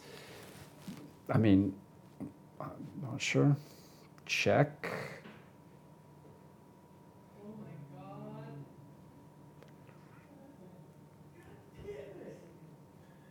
I don't know. He plays queen d4. I mean, white doesn't really have another So he move. plays queen d4, which might also just be good. Right. Just going for counterplay. Castles queen e4. I think it's not working for white, but it's still complicated that black might blunder into something. but- Like queen takes c2 mate is threatened here. Yeah. So take, Right. g6, queen f4, and then he shuts down the attack. At least temporarily, queen g4. Because it's two pieces. This is not just one. Bishop takes h7. So now, what does black do though? There's a few tricks here. Oh, there's still some. There's some still rook concrete action. h8 or something. Yeah. Wow. does black have to play queen f4, but then queen h3? Look at that. I mean, is it possible that this is just losing for black anyway? Well, he can play queen h1, but then there's nothing is going to stop this attack, I guess. Wow. Yeah, I think something has happened in the last couple of moves. I think, well, okay, I think black blundered. Maybe queen e4 was not the right move here. Very complicated. Yeah, defense is tough. What are you going to do? And we don't have a computer here to point out something that's obvious and we might be missing. I think rook f5 was the move, and then just taking on g5. Okay. Maybe white has... Oh, he wanted takes on... No, then takes with check. And then c3, yeah, the c3. Well, we're not sure, folks. Queen e4, but it looks to us like in this position that white has a dominating, that white is a winning attack here. yeah, now Let's it see seems like what white happened. got there. Let's see what happened. Queen g4, rook f4 was played. Oh, maybe. Check. Ah. Bishop f8. Ah, look at this brilliant takes, takes, finish. Yeah, Absolutely brilliant. that's nice. So takes, rook h8, and mate. Very nice. This is the Tuesday Night Marathon. We're looking at like a game These are the right kinds out of of games Paul you get. Morphy. No, this is right out of a Paul Morphy game or yeah, something. absolutely. This is like, Beautiful. you showed me this game. It's like, oh, is it a game of Tal, Anderson? Right, no. Kavutskiy. Yeah. Here he's, white is 2 bishops down here and seems to have an overwhelming attack. The bishop at b4 is attacked too, which adds a little bit of insult to injury here. Maybe bishop d2? I was just thinking about this move. I Bishop think that D- might have been the only try. Bishop d2. And white can't play rook d2 because of queen h1. Yeah. So bishop d2 actually is a interesting try. No, I think that was the only try. Takes, bishop takes, and then it's still not clear. Not clear at all. Yeah. Not clear at all. Yeah, defense is tough. Okay, looks like it's 1-0. Yeah, what a brilliant finish to the game. Absolutely brilliant. If rook takes g4, rook h8 check. Yeah, beautiful. It's brilliant right here in the Mechanics Institute. Chess arts. Chess arts. Yeah. Brilliant. Well, okay, sometimes you take risks, they pay off. Exactly, So- exactly. Michael has a really interesting style. Like, He I'm plays a sure- very aggressive, and yeah. also He's my booked kind of up, guy. booked up. Michael Walter. Yeah, we'll take a 2-minute break and then we'll be back, or a 3-minute break, and we'll be back with Michael Walter. Yep. Okay.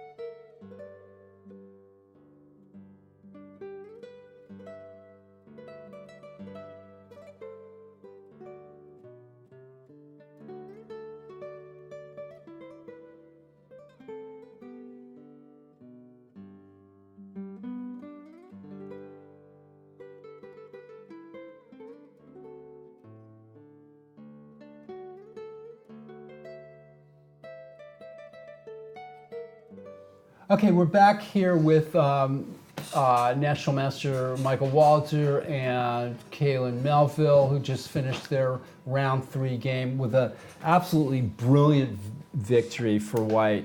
We were like thinking the Paul Morphy was back. A lot of names came up. Yeah. Yeah. Oh my God! Thank you. Nice. Okay, I do want to run right back through the through the opening Sure. to help everybody out here. And also, the opening is not my most. Yeah, well, what's funny, we have a history of playing the Owens and the against the English. Yeah. And I didn't want a positional game. I played like 4 Englishes over the weekend in tournaments, so I thought, okay, let's rock and roll. Right here, I want to point out to any beginners or even some experienced players might say, why isn't that pawn hanging at d4? Because of bishop b5 check, winning the queen at d4. So that's to you folks back at home who might be wondering that in this position. Yeah, and here, no. Okay, go back. No, go All right. back one move. Here, I think c3 might be more accurate, so when he plays knight f6, I tuck all the way back to c2. And that way, there's no shots on b4, there's nothing, I can just build up at my leisure. The thing is, I was looking for a normal type position where I get to play queen e2 and castle queenside, but we never quite got there. Okay. So I think it was inaccurate on my part. Interesting thought. That makes sense. I'm just trying to play solid. Okay. I guess an alternative there to keep things sped up is to play bishop f6, but that probably falls in with I might even take with the pawn in that position. falls in with Black's plans, right? Yeah, Pretty I think much. that's kind of a big White, concession. White It needs to happens lose a sometimes, but- tempo here. It's a line, but I like this better. Okay. And 95 surprised me. This is where we thought c5. C5 is normal. Makes And sense. I mean, then now we're in the mainline stuff, right? Okay. And it's a game. But knight d5 is. Yeah, I'm just trying to get the bishop pair. Yeah. Well, you have to take into account. What do you mean by the bishop pair? If I can threaten knight b4, Right, but that's you a won't little have a bit pair of annoying. bishops because the bishops are going to be exchanged on e7. Well, that's you why mean- f6 to get the bishop. You there. mean Yeah. oh, I see. But I think bishop takes e7 isn't good for white either, right? So h4 makes sense. I think that's the right way to play. H4, yeah, definitely feels Yeah. logical. That's the man. And then if knight b4 now, bishop, well, I don't know if bishop c4 is playable. Maybe. I might just castle, and if you take, my rook comes to the 3rd rank already. I mean, things are happening awfully fast against your king. Yeah, that's true. There's also the possibility, as Kostya said, Yeah, of everything taking is on set. h7. Oh, I'm sorry. That's what I was going to Oh, do okay, right yeah. away. That's and then, right. And then take on e7 and play knight Yeah. g5 That makes check. sense. Yeah. That's probably an improvement over the game, actually. King H6. We weren't sure, but it feels dangerous. Yeah. Because f6 at least provides some lift for my king. Maybe. I know, but this is suspicious. So Your pawn structure I is almost suspicious. just castled here. I looked at a long time at just castling queenside, and I don't think that bishop can be taken. You're playing with fire. Yeah. f6. You Yeah. really are. So so I decided bishop d2 seemed. Bishop d2 is also go ahead. I think No, is also powerfully just positionally if White had just taken on b4 here and then played c3. I think White structurally stands better as I well. agree with you. I just taking on h7 just was so tempting. Yeah. I mean, I didn't.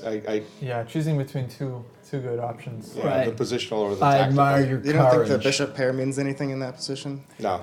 You're too far in development. Yeah, you're right. I can take on b4. I can play c3. I can castle queenside, and my pawns are just flying up the board at your king. Okay. Yeah, it's tough for black because then e6 will be weak. It's hard to get the bishop out. You're losing the pawn, and then the light squares are. It's interesting. Did you really only spend 6 minutes on this set? Yeah. Wow. Yeah. Well, actually, I spent the time before you anticipating already- the sack. Yeah. Oh, bishop d2. Okay, so Yeah. you already had. Those okay. are the two ideas, right? But So- also, you've been sort of playing back into form here, and Bishop h7 check strikes me as being a confident move. right? And this is really nice. There was a brilliant. So I still don't see. We saw an absolute brilliant. Yeah, I mean, I want to I hear still don't from- see the win Okay, for let's white. just see. So let's see, because So if FG, FFG. you go pawn- HG, Yes. King G8. And what if I just play G6 right now? Oh, G6 was your idea.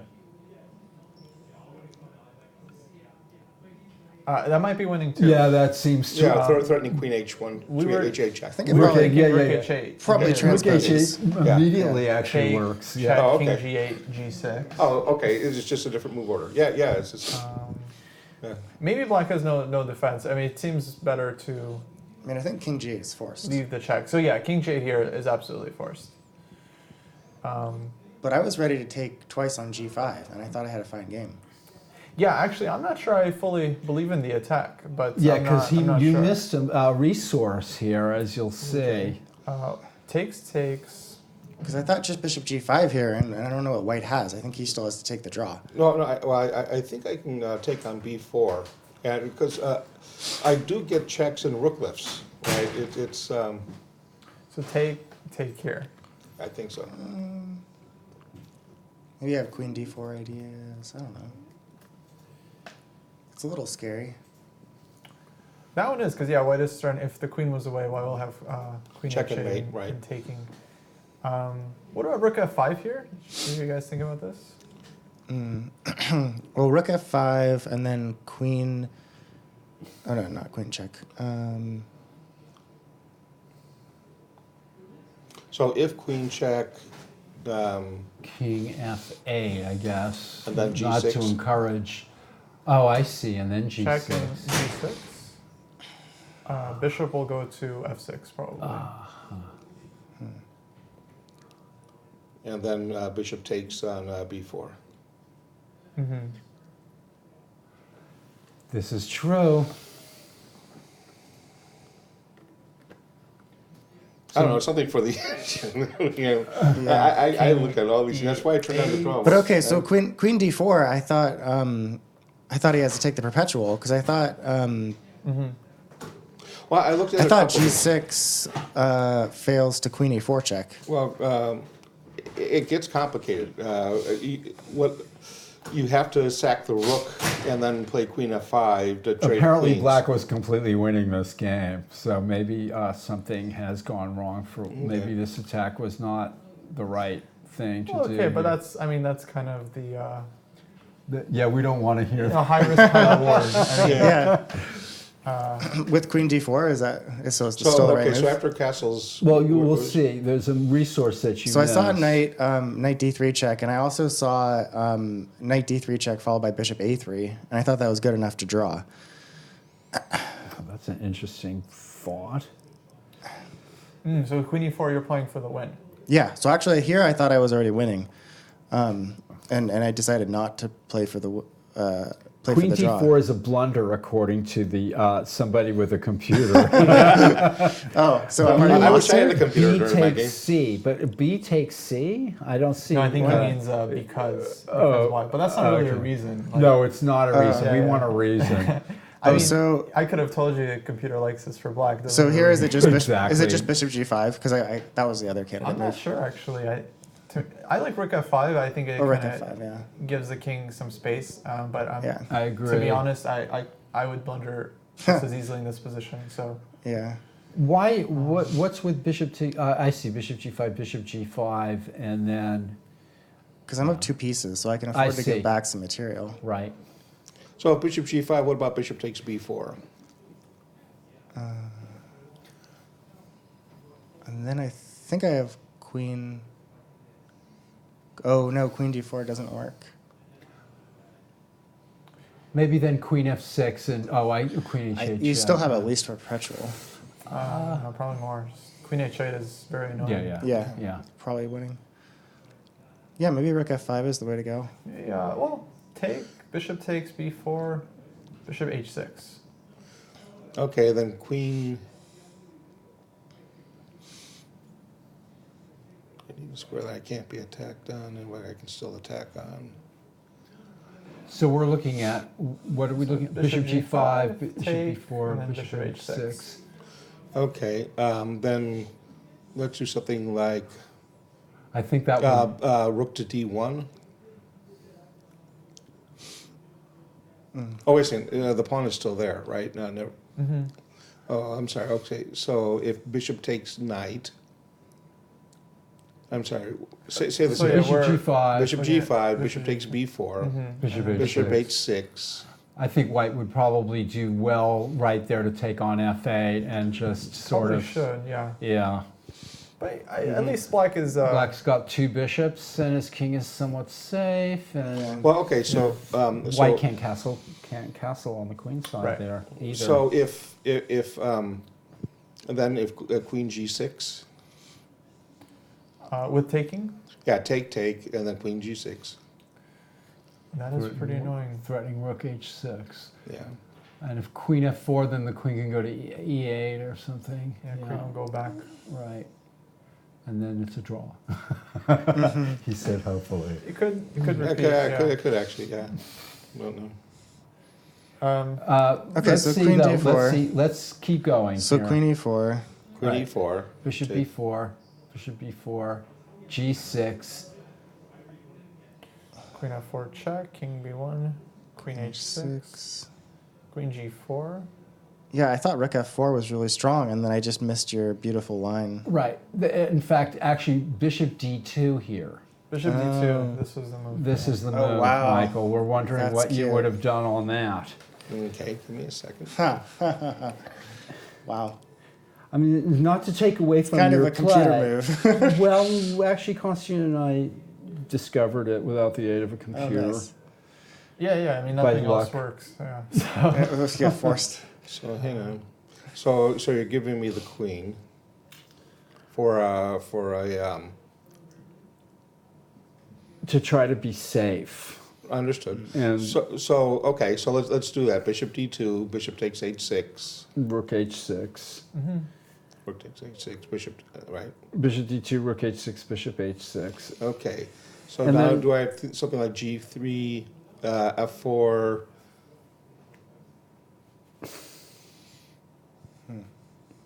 It's slow. Honestly, I think black should be okay. We'll just play like e5 very quickly. Yeah, Um, because the two rooks Okay, are going to be well, good against let's the take a queen. look at so bishop bishop takes.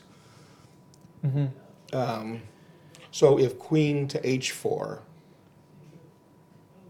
Okay, so the idea is to play rook d8. yes. That's interesting. Boy, that Probably just e5. And then, I'm sorry, e5. Rook d8. Bishop will just come out. Yeah, e5. I thought he would take the bishop So on b4. if takes, Oh, no, we're looking at this line. Bishop d2, Oh, I see. Okay. take, and then take. Yeah. what do I have? Anything else? uh, One more second. somebody's asking why not queen f4 back in just a repetition. Actually, it's that loses in the same brilliant fashion. Does it lose? Oh no, it doesn't. Queen f4, yeah, definitely is. Oh, Can he start with rook? 'Cause you- It can't start with rook h8 check. why not? Right. Oh, because the queen just blocks, of course. Right. So queen f4 is also being called as a good move with a bishop on b4 still.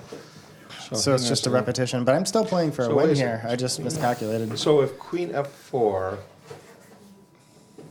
I don't have. So- Looks like perpetual. Queen h5, queen h6. Give me 1 second. Your second's up. Kalen. Yeah, okay, this so is fun. queen takes queen. Kalen needs to be a little more exact in your calculations. I know. No, so queen takes queen. Rook takes queen. Right. Rook h7.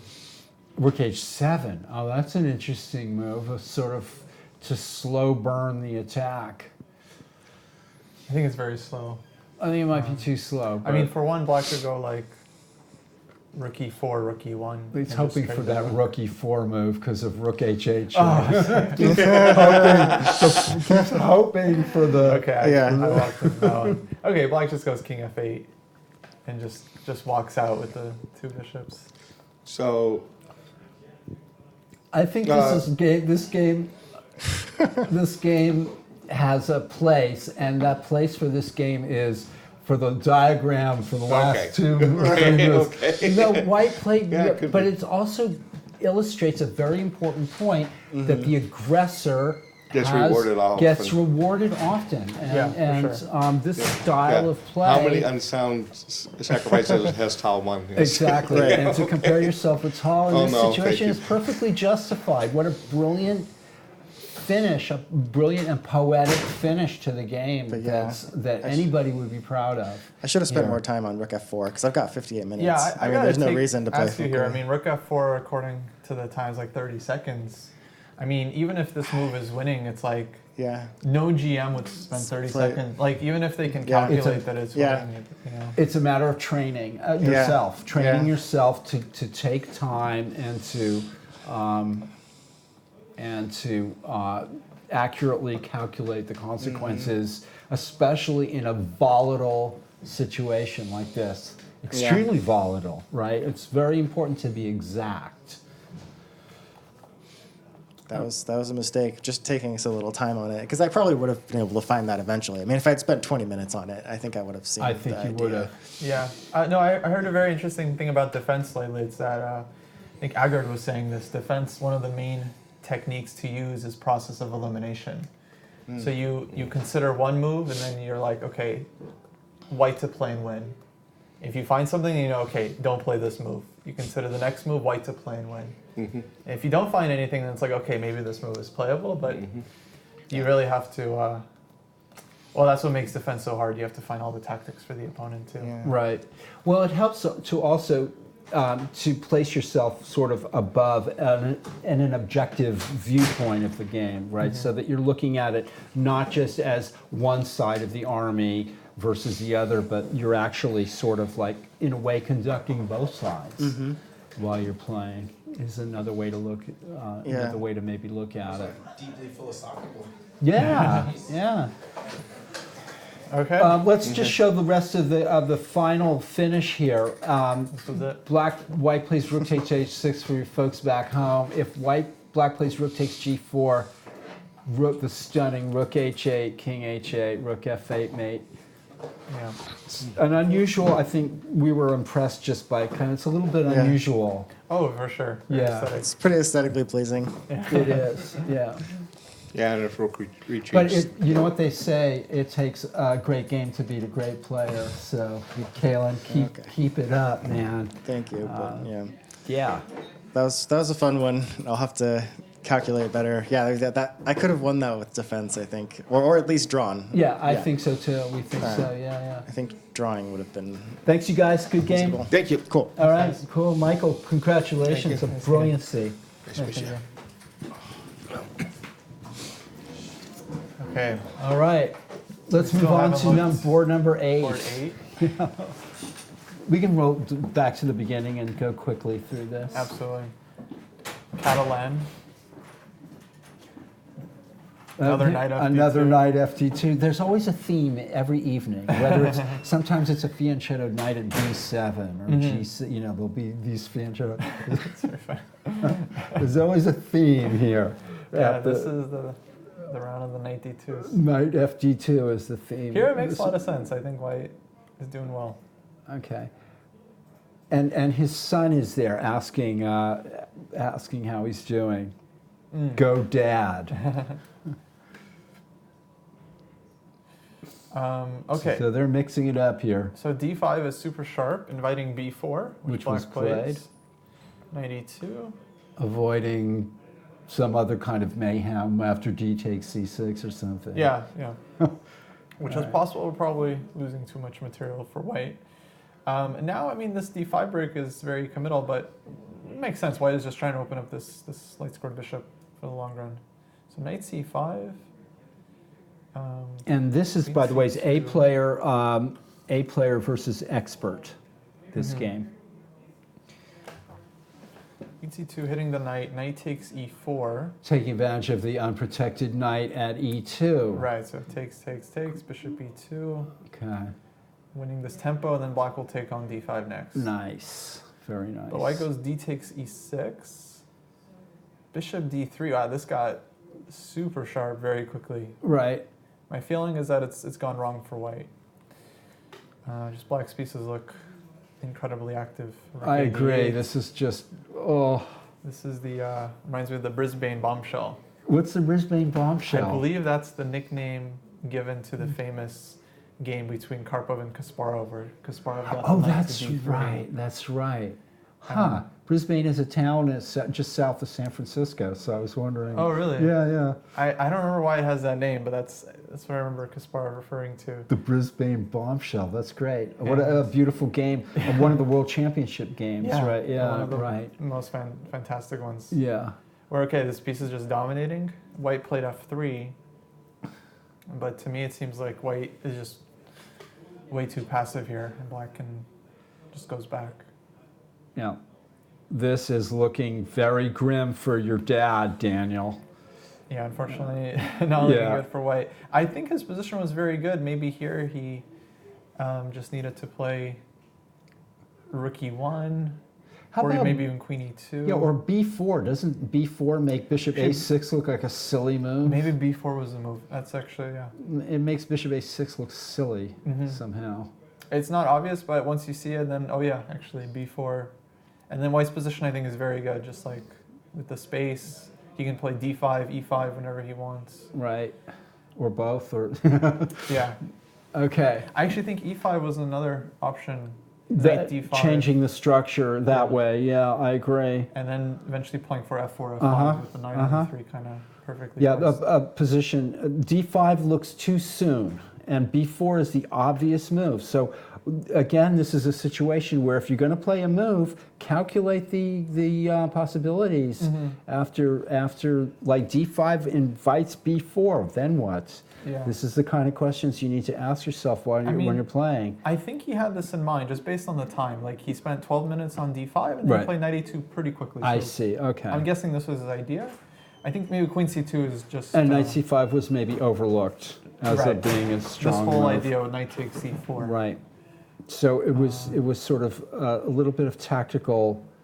Black's pieces suddenly spring into action with knight c5. It's a little difficult to see right off the bat a couple of moves ago, but this seems to be going well here. Maybe white should bail out with knight d4, something active here, and try to stem the tide here. Yeah, knight d4 especially, but okay, that involves sacrificing the exchange. It's not easy. Try to move your pieces forward and not backward. Queen c2. Yeah, take. Boom. No, see, he definitely missed this one because he spent 7 minutes on queen c2 and then like almost 20 minutes on d takes c6. So what I recommend is spending all of your time considering the moves before they're played. I see this happen so often with amateur players. They'll blitz out their moves, and suddenly they're busted, and then they start spending lots of time. Too late, yeah. So, but sometimes it just doesn't go your way. Right. And white should maybe have at least taken on f7 and gotten something for it. You know, that's my way of thinking too. Is like, go ahead, open up another line and kill me faster. At least have a pawn. To suffer. Right. Well, here's a pawn down as well. Now he's just a pawn down. Yeah, with a very bad position. Everything looks bad. So I'll just call this one probably winning for black. Okay. Let's move on to, this is the top board in the AB section. And we don't have to go. Yeah, here we'll we can just take it from evaluate here. probably. Yeah. Looks like white has an extra exchange. Black's position is solid, but ultimately Lost. losing. Yeah. I agree. I would imagine white plays f3 here and then queen e4 and just shuts everything down. Right. b4, c5, etc., etc. Yeah. Yeah. So this one looks pretty bad for black. I agree. And now the top board in the... Ooh. Oh, this one we can go to the beginning if it looks like a more of an interesting... it's I'll okay. just start here. Rui Lopez with knight g7, bishop. That move doesn't make any sense, folks. Yeah, that's a new one. I would have left the bishop on h4 maybe. A lot of good options. So yeah, play knight e3 with the idea of playing knight f5, or something almost looks like it loses bishop h4. It's just so wrong looking. Yeah, very, very unusual move. Yeah, for sure. Because I guess the only idea is that it stops white from playing knight g3 potentially because black can take. But Even though that looks good for I white would absolutely too. take the structure. Right. Yeah, me Let's too. go rook f1, knight g5. Yeah. Something is. Okay, Something is. Just inexperience. Yeah. For black. Exactly. Knight f6. But no outright blunders yet, and I want to be encouraging. White could have maybe taken with the queen and won a pawn. Yeah, I think queen takes looks also good. ED looks more of a positional choice because he opens up the bishop, gets a strong pawn, maybe opens up the Okay. rook. White is definitely much better here. Okay. Okay, knight is coming back. That's the square that the knight wanted to go to, but I think black was kind of forced to do that, and now. Right. f6. Although and then- queen there g7 we was go. maybe better. Yeah. This is now looking horrible. Yeah. So queen g7 looks like it was forced. Queen g7 was forced, but then I think maybe white goes queen h4, bishop Yeah, f6. yeah. So, okay, position was probably just very difficult anyway. Yes. So what happens? So f6. he This is takes. just devastating, right? Yeah. I mean, it's not even a sacrifice, just like winning. Exactly. Winning combination. Takes, queen takes, king f8 can take on f6 or bishop h6 check. Yeah. Probably, yeah, everything is looking good there for white. So rook e7, then he takes Oh, that's this a one nice for good move measure. too. Yeah. Takes bishop h7. White's crashing through. So yeah, it's just game over. Yep. All right, let's go back to board one. Yeah, it's been a while. Yeah, it has been a while. Things have sharpened up. Okay, yeah, What's let's it go back off to the here? last, yeah. So rook d8. Rook d8. And white decided against knight b5. Maybe it was just a little too flamboyant, even for Hosea. Queen e2. Setting up e5, maybe. Now And- e5. Right. Knight e8. Okay, solid. h4. White sees no reason to take on t6 yet, I suppose. I'll take him at his word. Yeah, very aggressive, but black has to play f6. It just That's a feels, nice looking move in a way, f6. Or it could be. does force white to do something. Uh-huh. I love rook h1.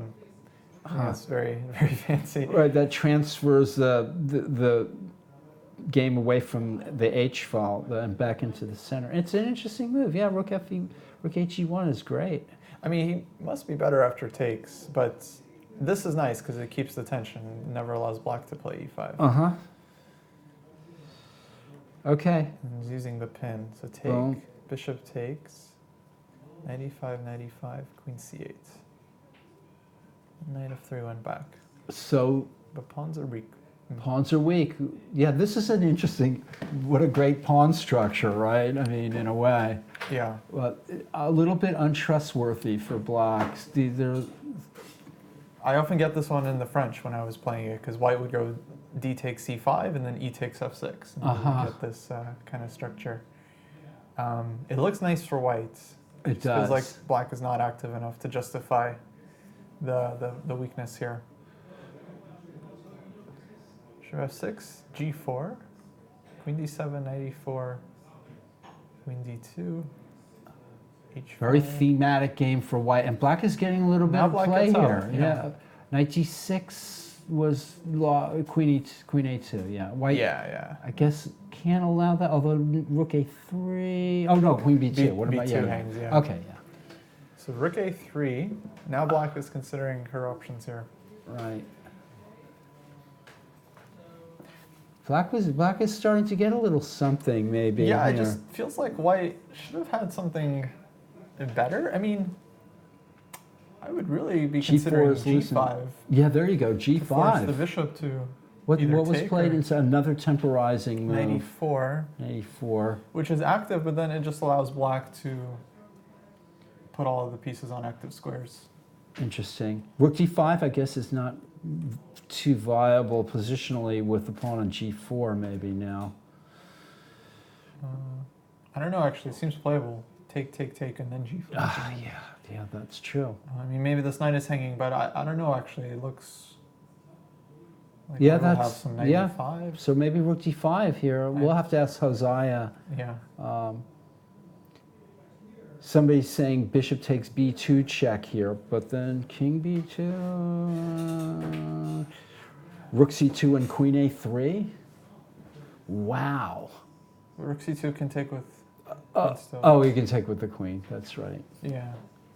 What am I thinking? So there? bishop e2. Yeah, I'm not quite. Yeah, I'm seeing the not seeing it follow-up either. there. I had a hallucination, which is common. Yeah, for sure. Me too. I mean, knight is hanging, but maybe not yet hanging, sort of. queen yeah. b5, rook b3. So it would work actually if black can go queen b5 check. If the king has to move. Oh no, the knight is defended. Knight's still defended by the rook at a3. It doesn't seem to quite work here. Rook c2 doesn't seem to work.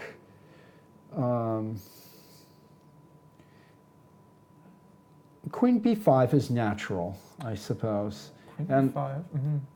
threatening queen b2, and then if rook b3, maybe the queen could go back to a4. Might get a repetition like this actually, depending on On the temperament of the players. not seeing a lot of options for black, because if black gives up a tempo, white can still play g5, even maybe Right. take on f6. Right. And of course, if black is playing queen b5, queen a4, it's hard to find moves for white. So look what geniuses we are. Of course, white can play knight f6 or something different here. That's true. Knight f6 is an option. Get rid of that dangerous bishop at f6. Rook takes f6. And then knight d4 maybe. I don't know. It's sharp. It's still a sharp position. My thought would still be that white is doing well. In fact, that's close to winning, right? Knight f6, yeah. rook f6, knight d4. If queen d7, knight takes e6. Right. Take queen d5. Yeah. So Yeah, take, that's what rook somebody is takes saying. Knight d4. Hosea won't miss an opportunity if it's a forcing move, winning continuation like that, I think. Yeah, it feels pretty concrete. Knight f6, rook f6, knight d4, queen d7, knight e6. Yikes.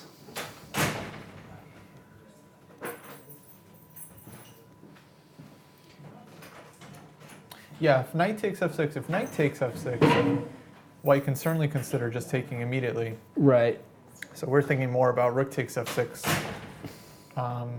Even then, actually, g5 is again a move. Yeah. Since knight is defended and then e6 is hanging. Yeah, I think this is... If I'm playing Hosea again, which I probably won't, but I will make sure I play as solid a positional game as solid as a positional game as possible. He's really good at stirring things up right out of the opening.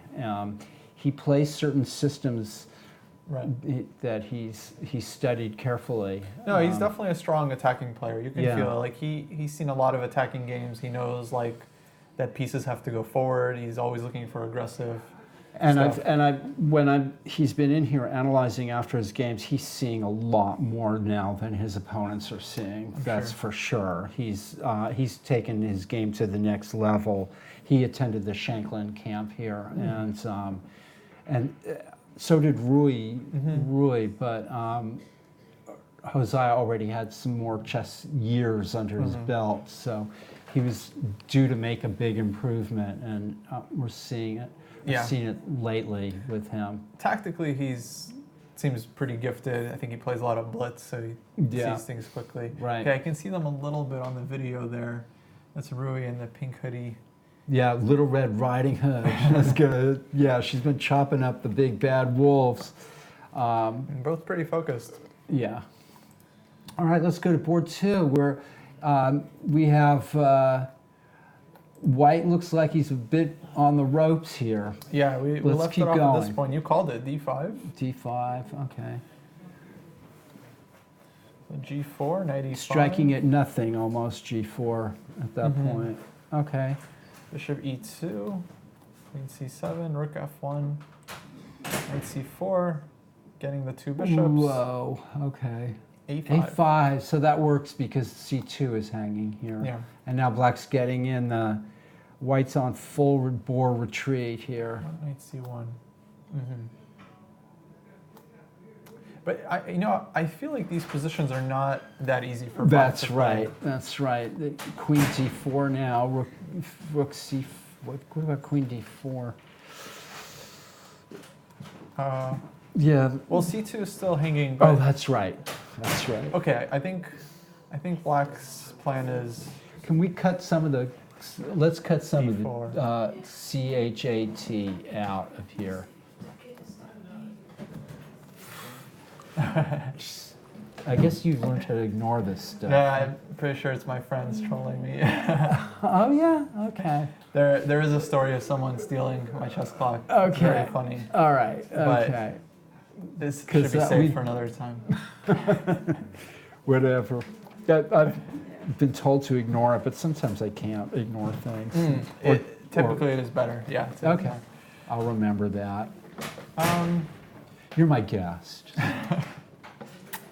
All right, so what happens? Yeah, so Queen D4 is met by Queen C2 check, so yeah, but otherwise, black is starting B4. things are looking rough in the white camp here. But if black doesn't break through, black is kind of playing down a rook. Although after H takes G4, that rook is coming into the game. And kind of, but like where exactly? Like it's still very disconnected, right? Right. So if the attack doesn't fizzle out, then positionally, black might be tough times here. Like bishop comes to D4, and all of a Okay. sudden there's weaknesses. But B4 also looks extremely annoying. So I don't know. White Okay. doesn't want to take, and if AB, Rook A8, it's going to be a problem. Okay. So we're going to take a break in a minute. Well, let's look at one more game. Sure. And then we'll. Ilya finished on board 10 and he's Oh, ready to come in. So okay. we take a short break, he's ready to come in. Okay. Cool. Okay. That was this game we were Oh yeah, yeah, took yeah. a quick peek at. So what was the finish here? Ilya We'll see. This yeah, was you will see. All right, we're black taking a took break. and took, yeah.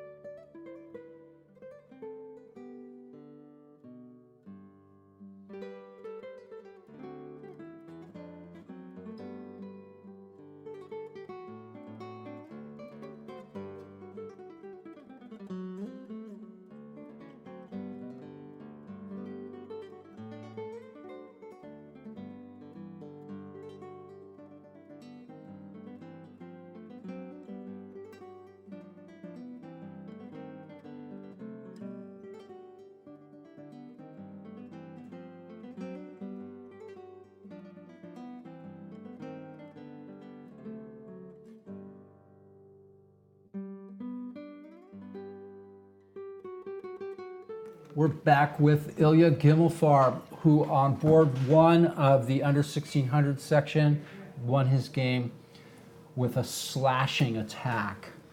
Hopefully with versus sound. Ivan Rothman. Okay, yeah, Kostya. Yeah, take us through the opening. How did you feel about getting Rui Lopez here? That was good. That's actually roughly what I reviewed before the game. So See, Kostya, we put all the games online, and they nice. can actually look up what their opponents have been playing for it, and people take it really seriously here at the club. It's just, yeah. it wasn't really opponent-specific prep. There's only 2 games I found on him. It was just like kind of transitioning to play more Roy Lopez. Okay. But it's not the opening I played for most of my life, so just could review it once in a while. Yeah, I Okay. mean, very classical stuff. C5, D4, knight D7. Okay, 97. Whose move is that? Is that one of Karaz's moves in this? It might be, yeah. It sounds like Karas. And we just had a game, a very instructive game where White took on E5. In fact, I was reviewing this for one of my students the other day because somebody played knight D7 against him. Not the same person, so maybe this is suddenly a popular line. But White took on E5, which was bad.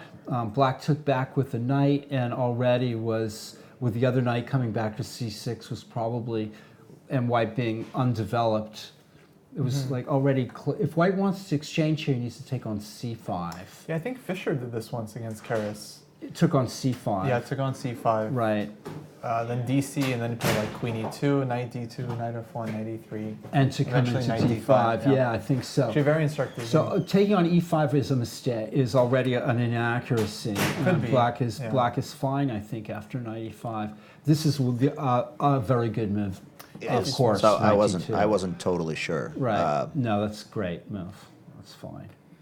Knight And this F1. is fine. And now Black plays the first bad move Actually, sure for is sure. fair. Yeah, that one really. I think he just didn't know what to do. I thought he was going to prepare F5, but That's but not after appropriate for Black here. Black needs to try to think about developing his queenside position effectively.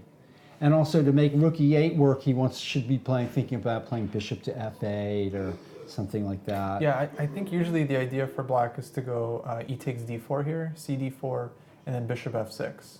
There you go. And kind of asking White to play D5, and then Black goes Knight E5. Okay. It's a very sharp position, but that's usually how Black plays it. Okay. Rook E8, yeah, it strikes me as Inconsistent. not right here. Yeah, I mean, I thought maybe he was trying to move the knight somewhere, maybe knight 2. I didn't really I understand think he this should, move. to make rook e8 work, he needs to play bishop f6 or bishop bishop F6, f8 or yeah. something like that. Right. But you want to make your moves work together, and Black's not doing that here. yeah. But eventually White just plays D5 and is just going to be better. You can kind of just prepare the king side, even G4, Knight G3. Yeah.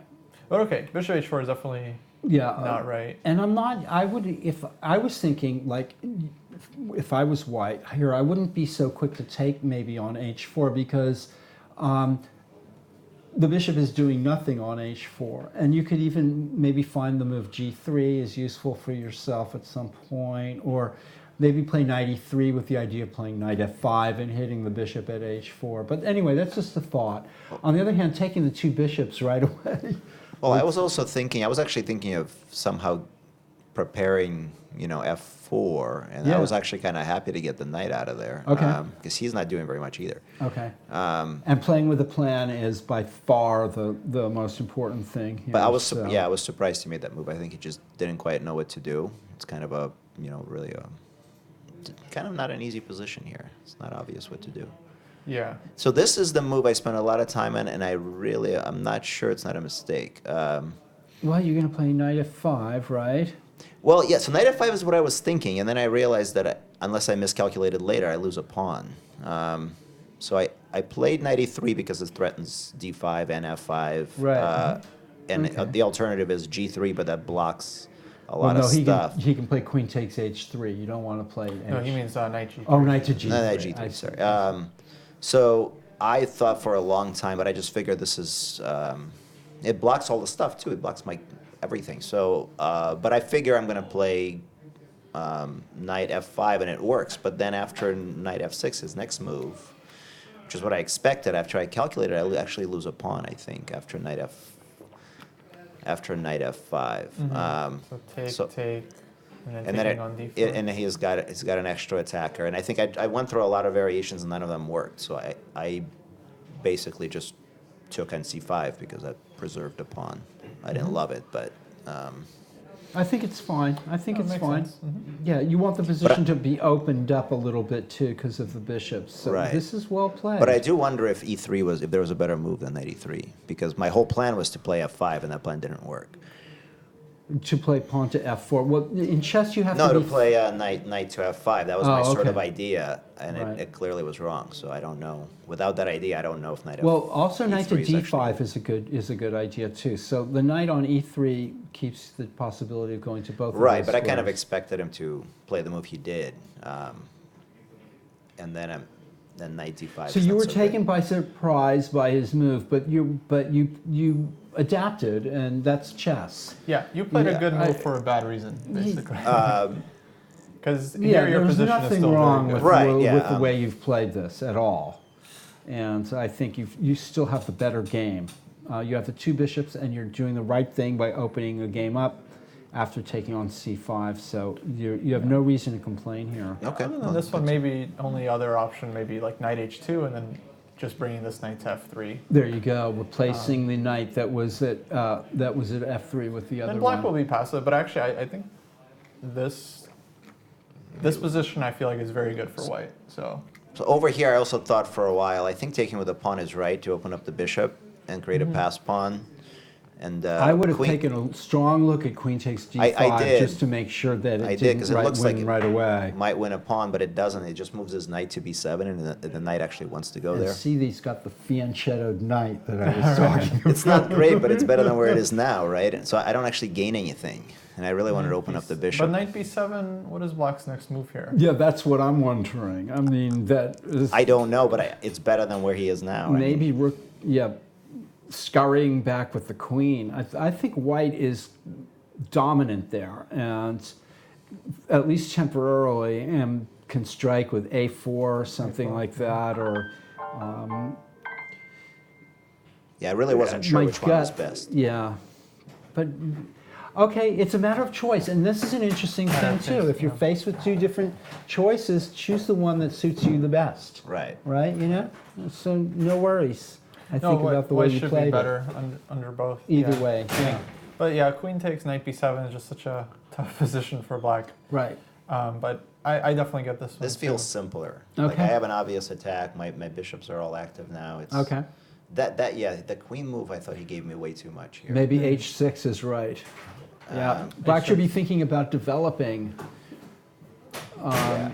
I thought he was going to attack my pawn, maybe move with the bishop. I wasn't sure connect. the Bishop rooks. d7. Connect those rooks right away. Rook b7. Yeah, actually, I think that's the kind of unnecessary. Unnecessary Yeah, I move. thought that move was a gift. I think you're right. So, You're right. And then he's kind of in trouble here. I mean, it's very quickly deteriorates. Fianchetto's the knight, and unfortunately, if queen g7, queen h4. So black is just too late here. And that loses right on the spot. Yeah, and this is where So let's go back one move here. Can black find a move here? Bishop d7. Why hasn't black played bishop d7? Then f5, I suppose. White, or queen h4 maybe? Or white could think about playing f4 or... It's a difficult yeah, position. F4 I thought about for a while. I was actually trying to. Over, yeah. I almost played F4 instead of a bunch of other moves actually on several spots, but it didn't quite give enough. Yeah. No, I mean, Rook A1 definitely feels correct. And Bishop D7, F4 makes a lot of sense. Okay. There's no doubt white's much better here, if not close to winning. Even with the idea of pushing F5, F6, Yep. or if black ever takes with a pawn, we have Bishop F6 kind of winning. Nice, nice, So this is- nice. This is probably the idea. I mean, it just makes so much sense opening Right. everything up. And so queen h, yeah, yeah. But this knight on b7 is so classic, like Rui Lopez, bad knight. Right. Some players would play like b4, find a way to a3, Yeah. I've seen it over and over and over again. The fianchettoed knight. This just loses, and this is crushing.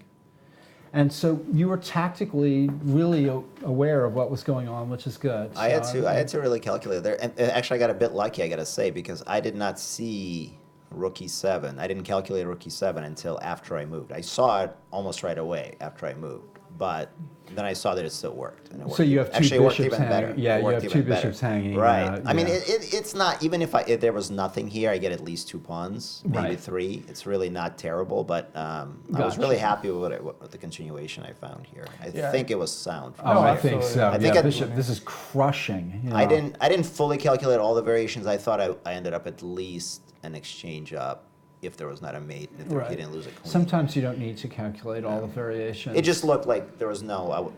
It's at least exchange up. One bishop for 3 pawns, and then exchange for the other bishop. So All right, let's look at the rest of the game here. Black lost his queen. yeah, he and could have made it a resigned. slightly harder, but it really doesn't matter. I mean, it's he could. I thought he was gonna. H takes g6. Bishop I thought he was gonna go king e7. f7, and then I have to throw in one more check. I have to go. Oh, I see. I After have queen to go f6, bishop bishop G, h, bishop g8. to bishop win the g8, queen. and it's nice that you It saw is- that. it is not pretty. every, not It's pretty every stuff. This Okay, is a I didn't really see cool- that right off. Yeah, the so I'm bat. surprised he didn't. Maybe he didn't see it at all. I didn't see it right away, but I saw it again afterwards that he had that option. Nice. It still works, and I think Nice. if he doesn't get mated, there's a bunch of lines, but they all are bad. Yeah, no, it just looks over. Yes. Surprising after rook e7, like, oh, 2 pieces hanging. Like, Yeah, I know it's a pretty things are just kind of aligned. Black is going to regret not having played bishop d7. That would have prevented that bishop g8 move at the end too. Right. So, yeah. right. It's always over and over and over again we're seeing the lack of development by the losing side, or the lack of development leading to a loss is just a But it's recurring interesting. theme. It's interesting because White was behind in development, right, for the first part of the game. It looks like White is behind in development. Well, but those it's really closed not. Those closed Roy Lopez positions, they're like that. yeah. They're both, Black plays knight b8 in one of the main lines, the Breyer defense. And that's like going backwards with a piece. You would not think that would be one of the main moves, but it is. And the Black knight d7. So the players are maneuvering behind closed lines, and sometimes the game will violently erupt like this, where one player is caught with, usually it's Black, caught with, their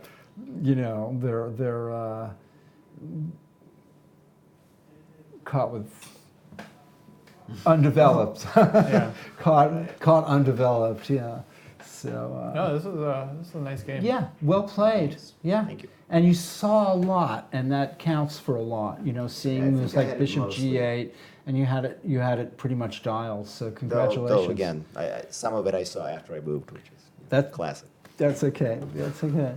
Things become clearer after your opponent moves. No, before I saw it before your opponent moved, but after I moved, which is also So you're 3-0 and well on your way to winning the tournament, your section of the tournament. so far. It looks Yeah. Thank Okay, you. Good. Congratulations. Good luck. Thanks. Thank you. Yeah. Sure.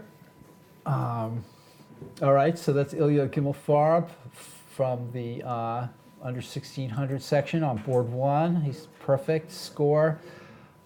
I feel like we have not revisited Let's board do 3. it. Go. Let's look at it. This one is Gotten crazy. approaching the end, it seems.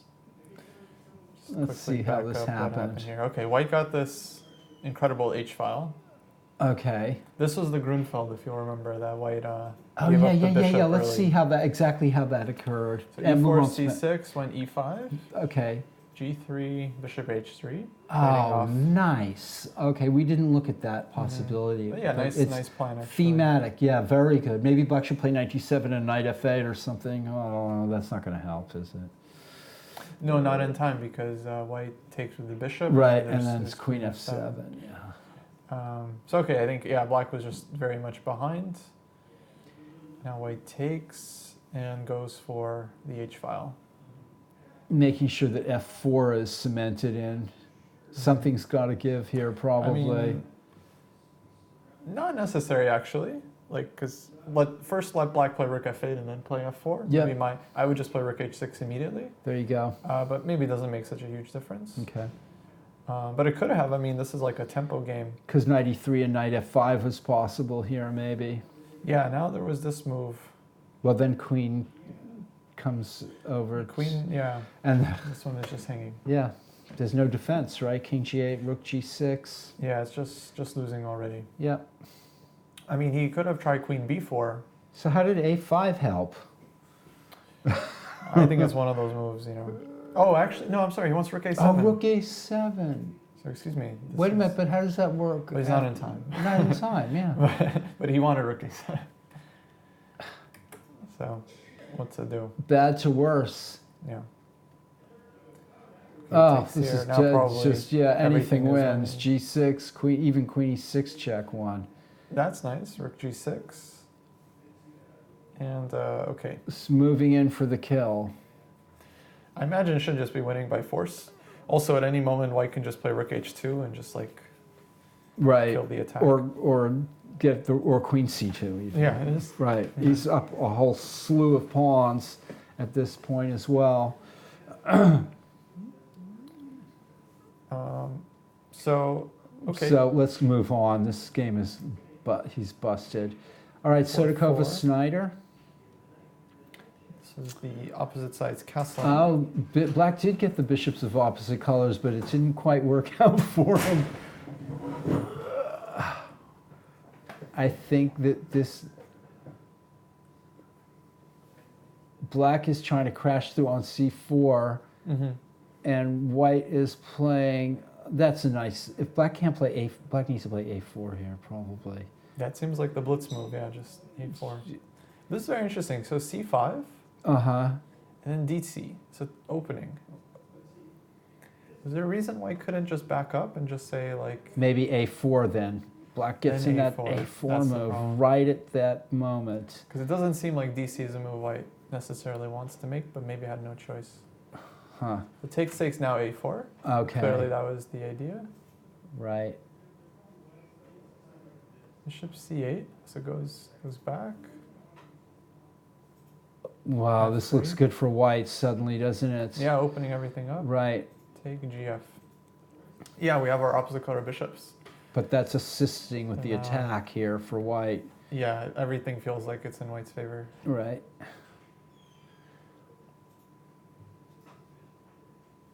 Black is close to busted, I would say here, with weak pawns all over the place,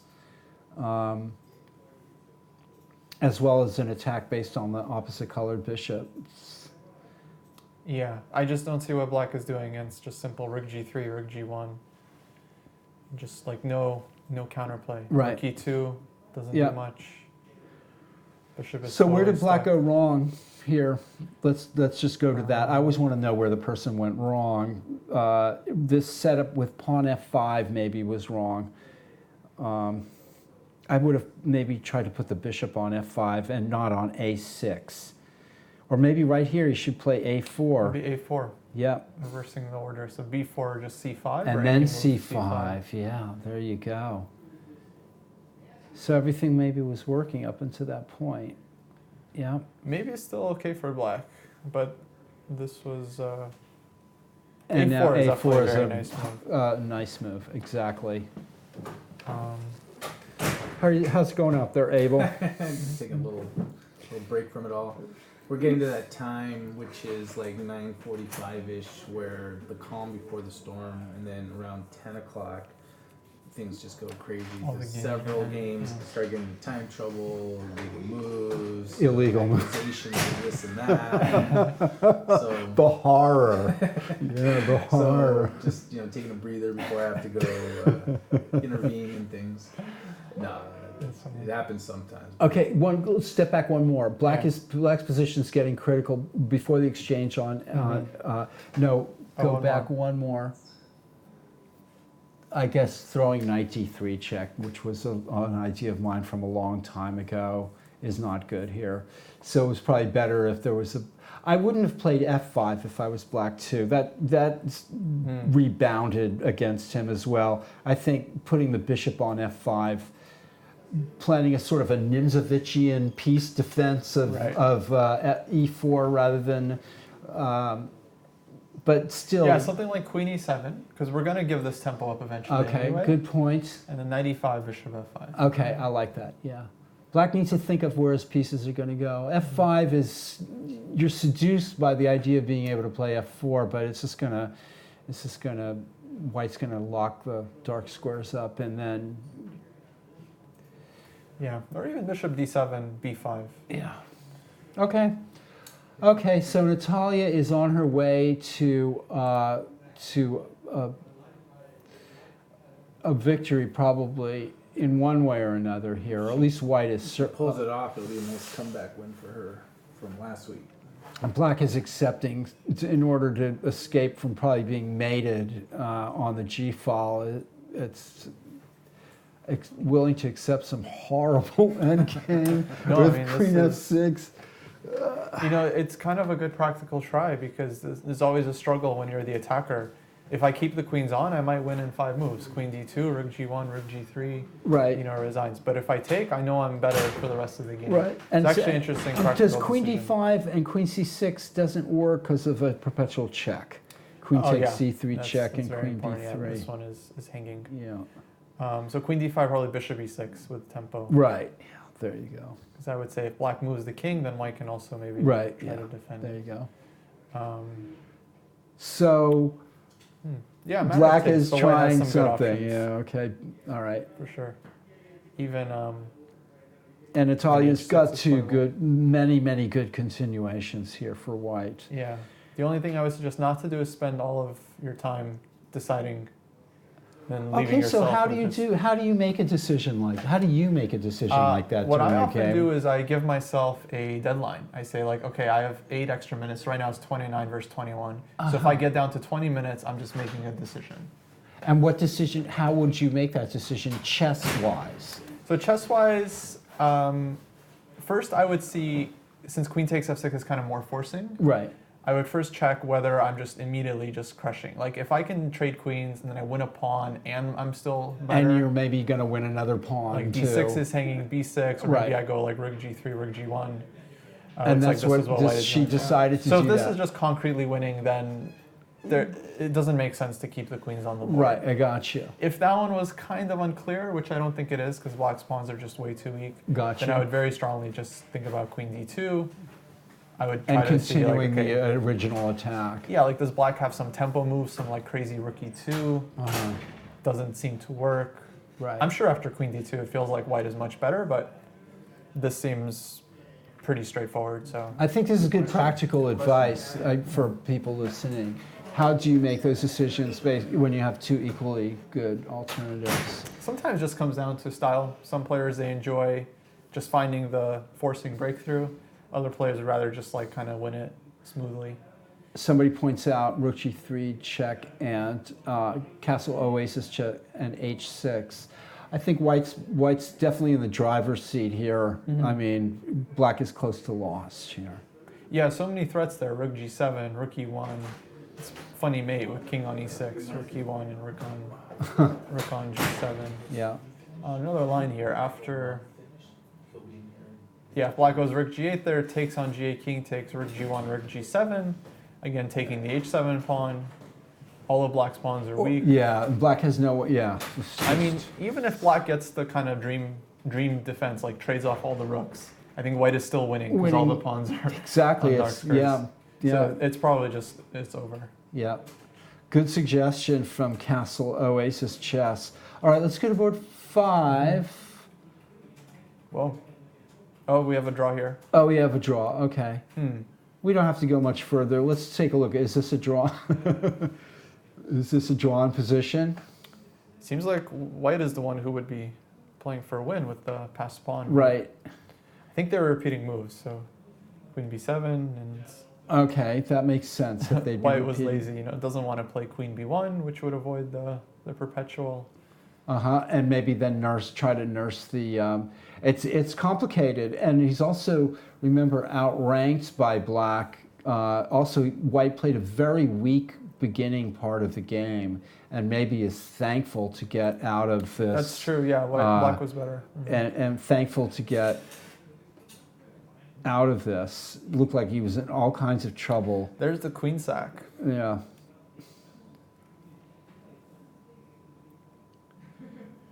Sometimes I wonder if the players have missed something else here, but Black definitely had better. At this point, I think White has White pretty has the clear edge. chances. I Yep. mean, I would put the queen on b1, and then Black has to immediately worry about a5, a6, Yep. as well as queen a2, bishop c4 ideas, targeting f7.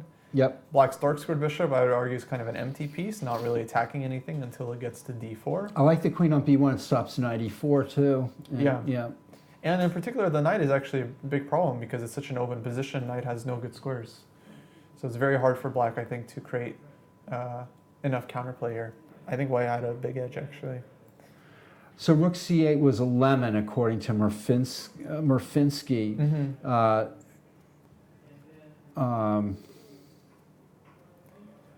That was back here. Yeah, but again, I think the critical line was after ed4, not taking, but playing like knight d5, going for. And then, yeah. Because then it is a little bit tricky. Like if take cd, the knight will move, and then White will take on d4 and hit the bishops. But Yeah, in the Maybe Women's World concretely Black has Championship, Zhu Wenjuan has won twice in a row, and sort of what looked like a close match suddenly doesn't look. we're just one game behind for Alex.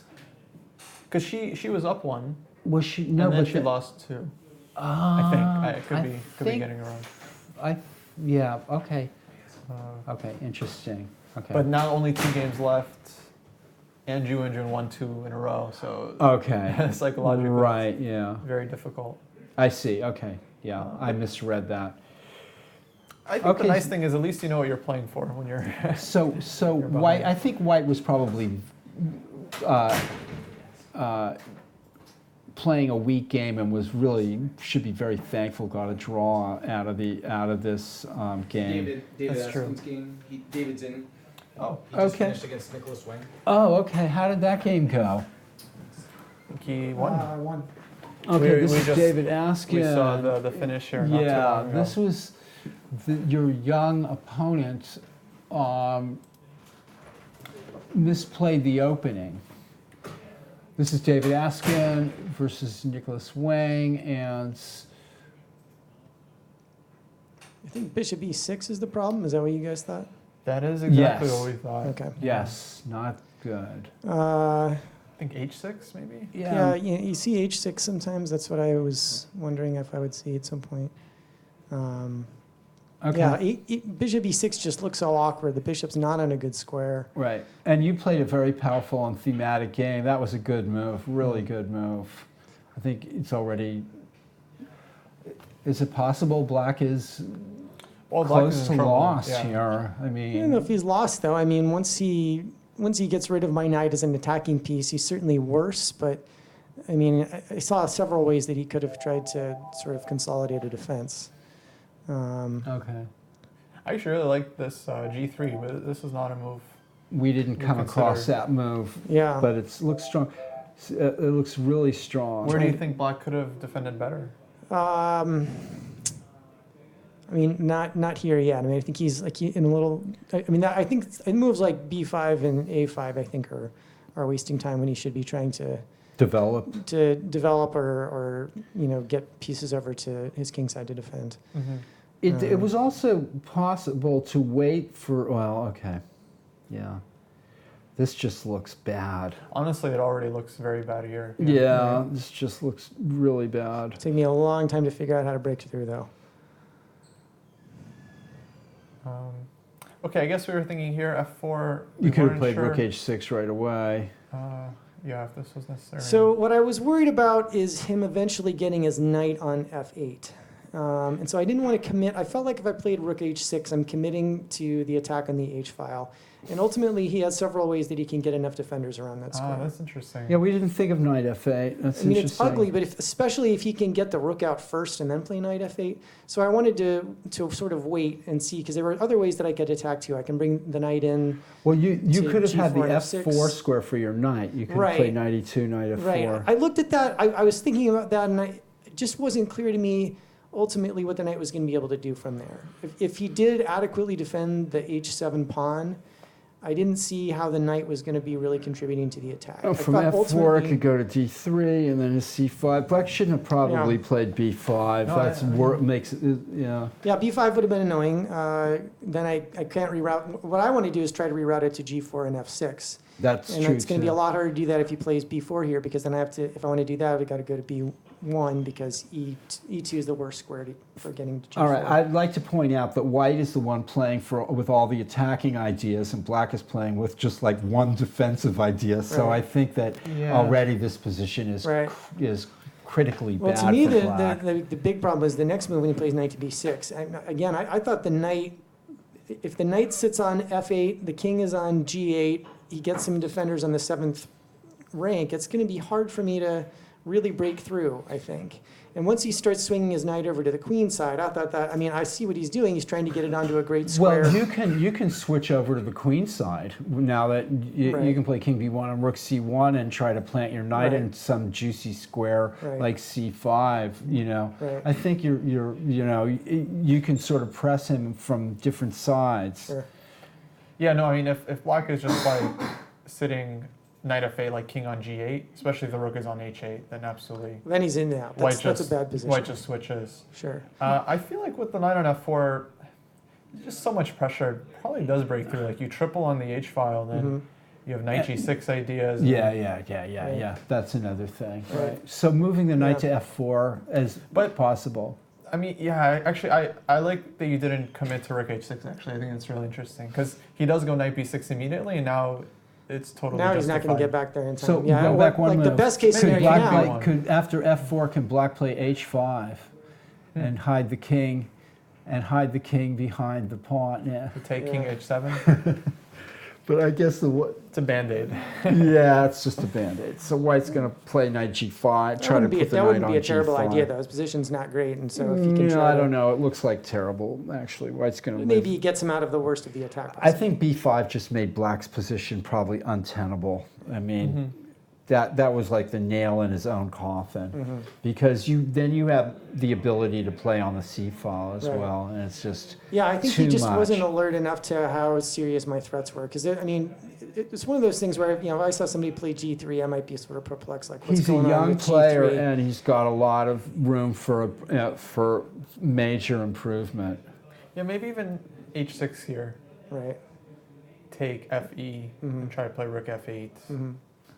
Yeah. Well, can white I mean, play I'm bishop still- h3? I'm still better, oh, but I I'm see. not- Queen I'm g4. not sort of. rook- You're better, pushing but anymore. yeah, not It immediately. becomes. I think white wins a Because pawn harder right for me to away, do. right? h6, knight e6, and queen g4. And then queen g7, bishop h3. Pawn is great, I though. guess he can just block. He can find a way to I feel block. like if he unravels from the Rook attack, F8. some of the long-term trumps are in his favor. I mean, my pawn structure in the center is not optimal, and if he gets in c5, he can free up both of those bishops. I felt like I needed to make the attack happen. Let's see, And so if he can Oops. deflect it, My bad. How did Sorry. that happen? Oh, wait, we went Oh, to a yeah. different game. Wrong game. Okay, let's have a quick see through how you broke through here with f4 anyway. So his knight's going on an adventure. He can go back to e3, but that doesn't help. You go queen no, h4. I'm still going to get there in time. See, Yeah. right now he has to play, if he wants to prevent what I did, he has to play king g8 and queen f7. If he does that, then I don't have rook takes g6. So he has to immediately do that. Right. And then, I didn't have like a great idea of what I was going to do. I was going to try to bring the knight over So there. you're putting to the queen on G4 and F6. h3, right, I was to put the keep- queen on h3. Queen goes to f7. Yeah, queen f7, queen h3, king g8. And then I was probably going to play knight d1. And I don't know, that maybe is a little slow getting up there, especially because if I play knight f2, he can play knight e3. and keep me out of G4.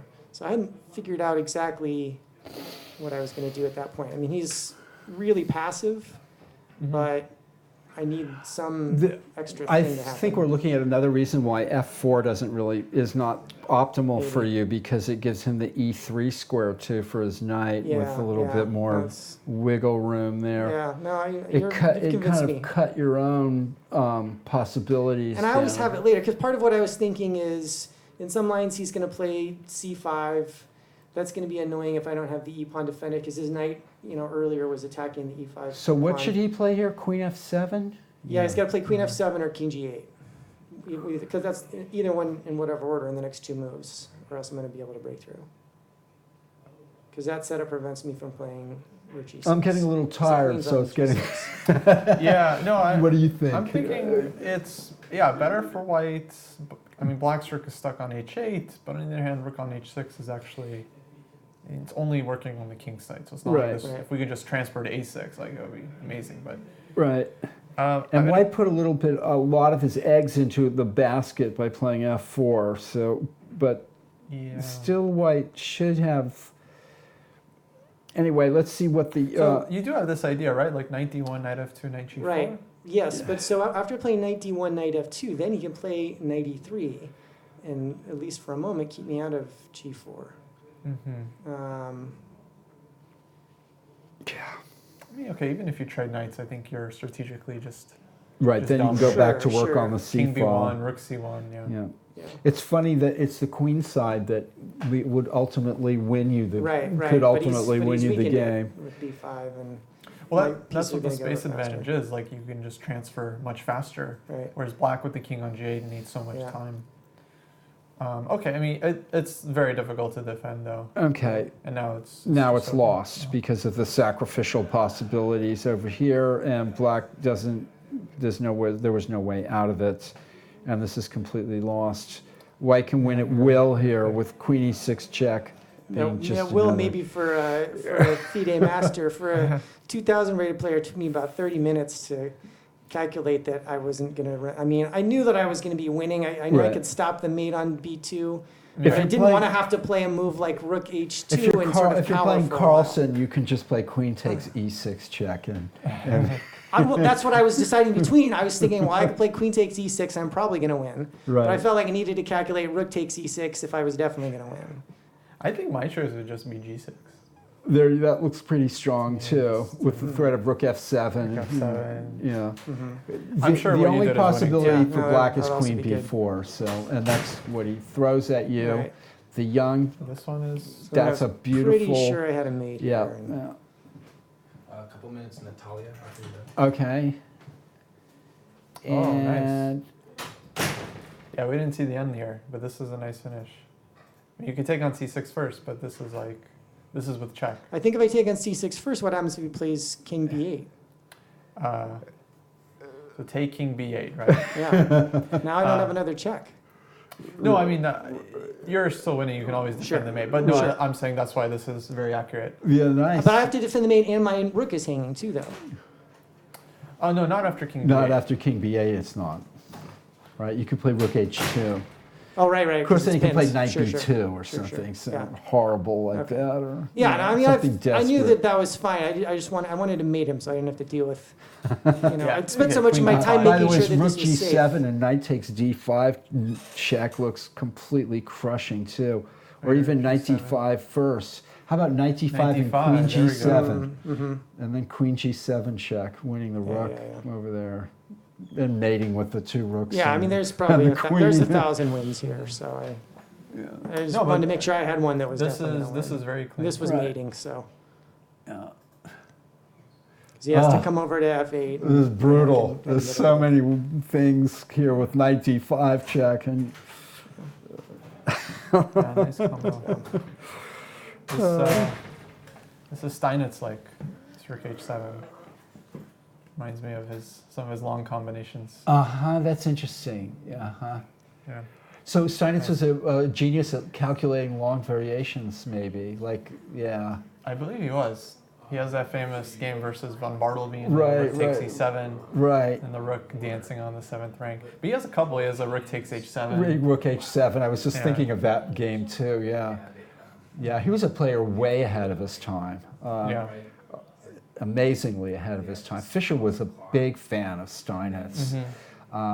And I guess the way to judge these things is by playing over their games against their contemporaries, where you can just see like them Yeah. totally dominating, like Morphy did, totally dominating their opposition. I think I'll Thank pass you. the torch to someone else. All right, Thanks a yeah, lot. you will.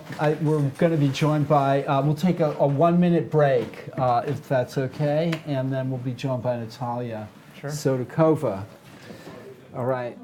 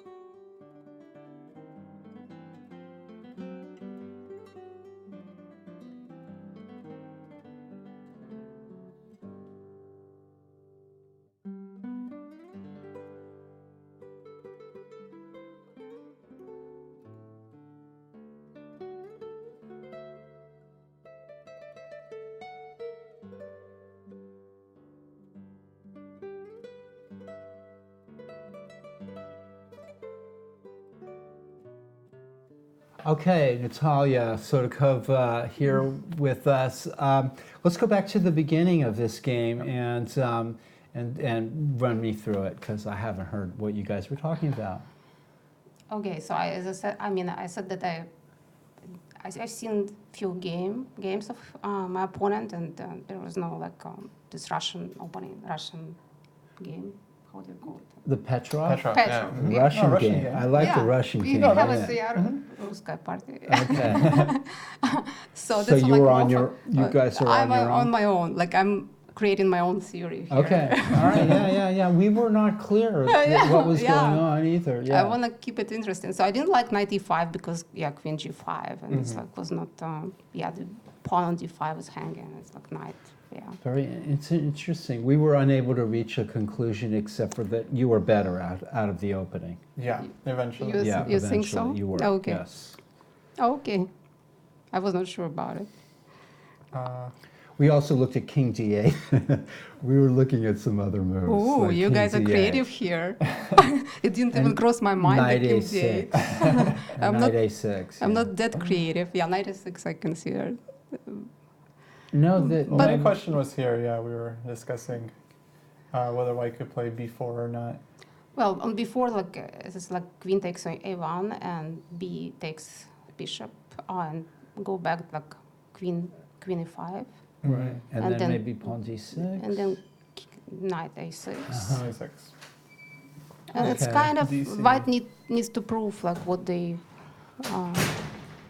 sacrifice material for. So Seems reasonable. I was not sure. I need to have concrete lines to make sure that I'm giving away material. Otherwise, I will So I'm nervous. C4 was played. A6. I'm not sure about a6 either because it's like I want myself to go knight c3, right? Because It's going to make b4 powerful. Maybe c6 is even better. Do you think so? Yeah, I like that move. On c6 I'll also go back knight c3. Right. Yeah, c6 makes sense. No, but I go back knight c3. Oh no, but then I take no. So let's say CD. Bruce, would Knight you like d5? to sit or Knight scoot d5? in a little Yeah. bit or something, or And then maybe get so we know who's you're in just the, castling. this Bruce Yeah, so Ricard basically sitting behind. white has some issues like developing the dark square bishop. Yeah, I would say it's not super clear. Yeah. There. So I like c6 better. I think your opponent just had a6 in mind because knight on b5 is annoying. Okay. C6 kind C6 of. is better. Yeah. But I like c6. It was a little counterintuitive, but I think it works out. Okay. Here, yeah, we felt Yeah, this was a big concession. Yeah. I also felt good about it. I thought it's like intuitively, I thought that this is, it's not like losing or anything, but it's like I feel like. C5 maybe. Oh yeah. Okay. Yeah. c5, d6. I think Yeah. black is doing better. Probably white is still better. But this was. We thought you were better, and black Yeah. misplayed maybe these pieces with f5. But I think black playing f5 is a mistake. Yeah, maybe. but then knight on e5, it's also annoying because it's like kind of on the keeps all the squares under control. So it's kind of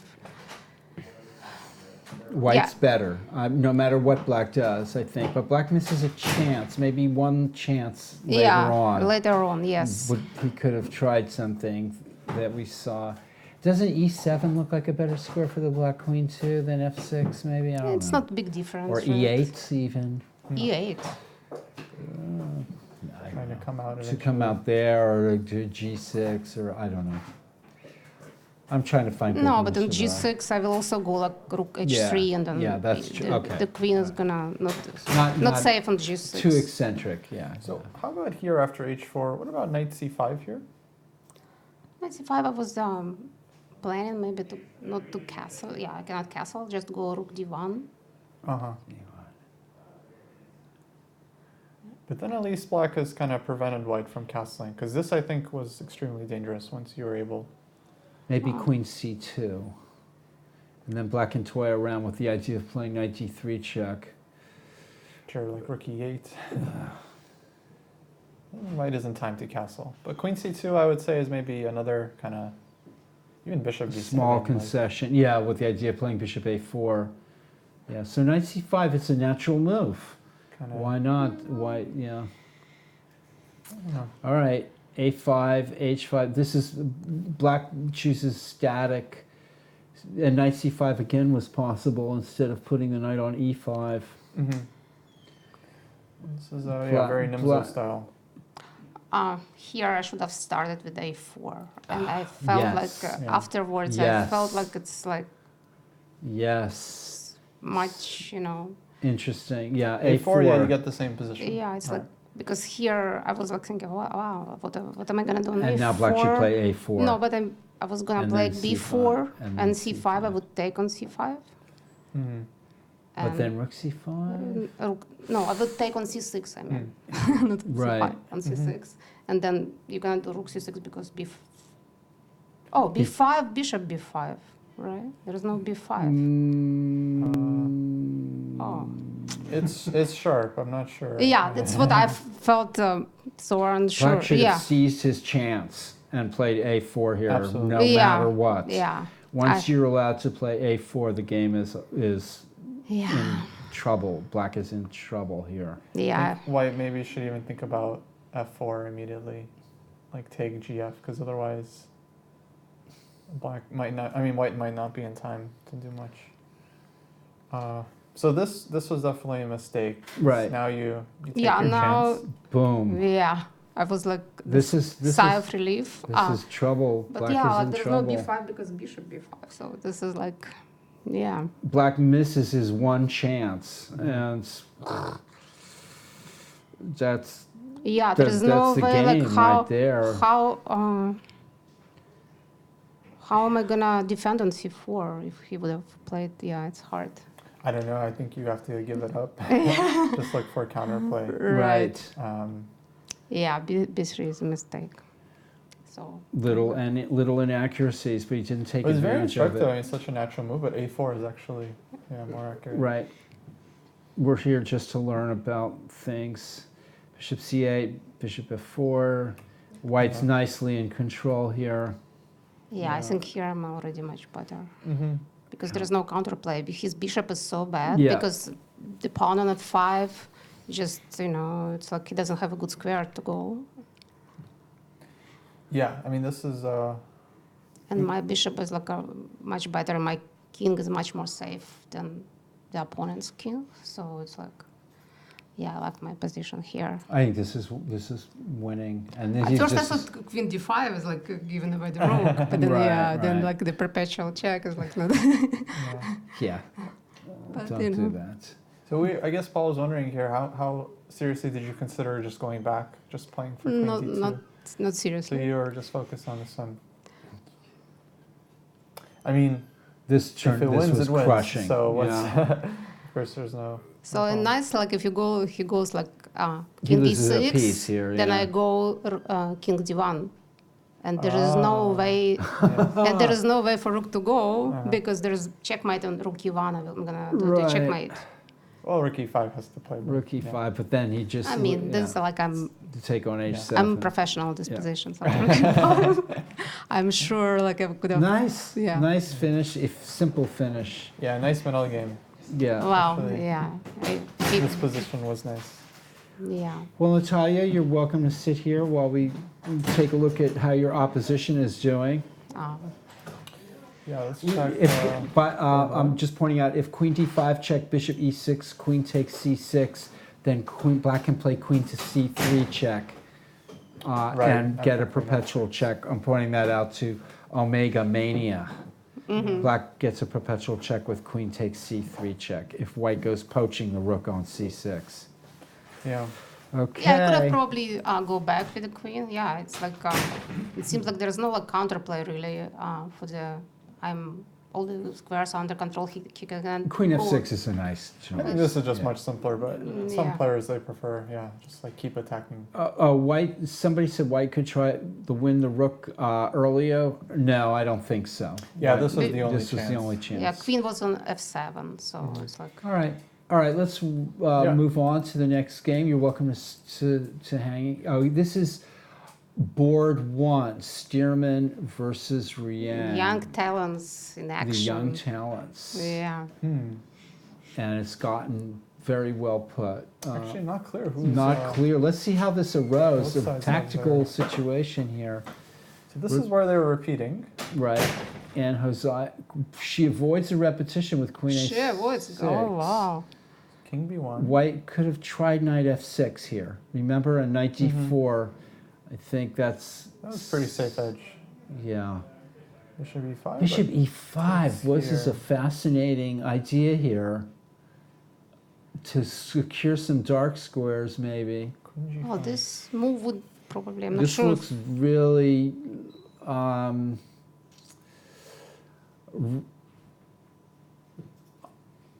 if I was white, I'd want my pawn back on G2 somehow. Right? And why? Just to control some squares on the F file. So what happened here? So Queen G5, Queen C4 counterattack, C3, Queen C7, Rook B5. Okay, White's Rook now feels weird. Oh yeah, it's strange. White's Rook is... Does White have Rook D5 and I think Knight? he should have just taken Knight F6. Knight F6, Rook F6. No, King H8. Probably King H8. Okay, but all then Rook takes C5. And or Knight D5. Knight D5 also. Yeah, and then something taking, or then Queen D6, and then Rook E5. Somehow, yeah. What if he gives back the exchange right away? Rook D5, ED, Knight F6, Rook F6, Queen F6. Oh, that doesn't look good. White is just crushing, yeah. Yeah, that's just no good. So weak. Yeah. So he should have taken on D5? Either here or especially here. Yeah, that's a bizarre... Hosea, what's going on here? Does Rook D5 No, but really? Rook D5, then Knight F6, and what? Rook takes E5, and it's like losing, or what? King H8. It looks weak. Or you can take on D5, right? And I saw him live. He blitzed Rook B3 here. Okay. He blitzed it out, huh? Maybe he calculated better than. Oh yeah, probably. Not so. He not so spent clear. I mean, 10 minutes here, so he probably decided not to take already. But the rook looks. It looks Yeah, wrong. rook it just, likes. It looked Rook G5. Yeah, it's like. You want to make that work. King H8, Knight D5. I mean, there's almost no move there, but Queen D6, right? And then Rook takes E5.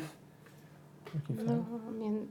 And then Rook F2. Is there White's positioned very strongly there, but is there a knockout blow? No, this So- kind of rook, I don't think it's like white. Let's go back. unless Let's there just is go a- back one move. Oh, right? So Rook G5, E G5, Knight F6, King H8, Knight G5, Queen D6. I mean, even Knight takes B6 is possible. Oh, no, F6 is still defending. So can take, Queen E5, defend on F6. You could even play back to G8. Oh no, you can't. No. Yeah, You can't play back to G8. Okay, so Queen D6, Rook takes E5. Rook F2. Rook takes F2. The knight's at D5. The rook is at E5. Can you play Rook E7? E7 looks nice. Getting very scary for black there. But is there a mate? Like if I go like Queen C4 or something? Well, the queen's on G6. Queen will be here. I guess that's forced, right? How do you like that? Rook D5, E D5, Knight F6, King H8, Knight D5. You can go Queen C4, no? But then Queen E5 check. Oh, it's a check. So Queen It's a check. T6, and then Rook takes E5. Just black. Hosea is very good at calculating, so I want to make sure that. Maybe we're missing something, but I don't know. But I mean, what is the threat? I mean, is the Rook E7? So, but Rook E7 maybe to start out, and then that would threaten. What would that threaten?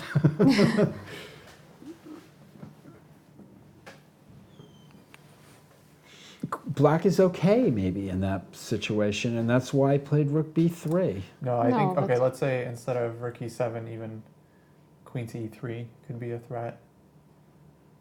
And queen d4. And getting on the long diagonal that way. King g8, knight e7. I think after rook takes f2, maybe queen e3 is possible there as well. And a Threatening check. like rook e8. Right. Rook f1, just king a2. King a2. White's king feels extremely safe, like black has no counterplay. Right. And his queen And is White's coming to just d4. dominating the board there. I don't know. I mean, maybe he saw something concrete, but to me it just looks... Yeah, and especially Okay, like, we're going to have to just give, pawn we're is going to way have to too strong. grill him. after the especially game. rook b3 doesn't look good, you know. It doesn't have any squares to go. Yeah, and then, yeah, what it's is... like so. So what happens They'll- here? Maybe he's... The alternative This is. game still remains very complicated. Rook f7, king a2, c4. Oh, that's what he has in He's trying mind. to dislodge. What happens on queen c4? Queen e5, I guess. Either queen e5 or maybe knight d6. Yeah. Okay. All right. Not d6. I'm yeah. getting slow. Rook e3. Okay. But I don't think this is actually that clear, because now black has kind of taken over the f-file and... covered some weak squares over there. e5. And positionally, looks like White's doing great, but Black just keeps finding moves, and that's Queen the d5. essence of defending here. Look at this; it's amazing.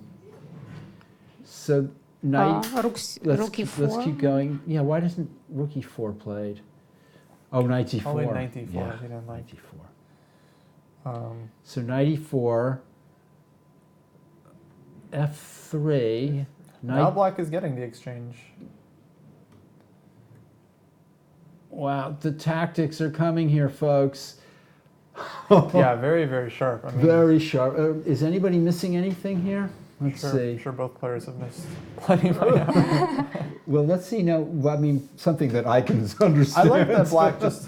Well, okay, can't Yeah. take, but I feel like black is just going to hold this pin forever. Okay, So takes, here goes this rook. okay.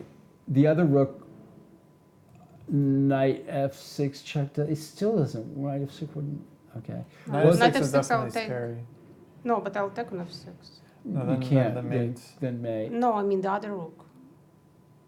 Oh no, but that's why I think she played this Okay, one. so- If Oh. we're Right. saying if this rook, Knight then f6 knight check f6. and knight takes Oh. d5. you know. Yes. king h8, knight d5, Rook e7, knight e7, and then breaks the pin. takes, yeah. Okay. So this rook Complicated. takes on f3. Look at that. Rook f3. Oh wow.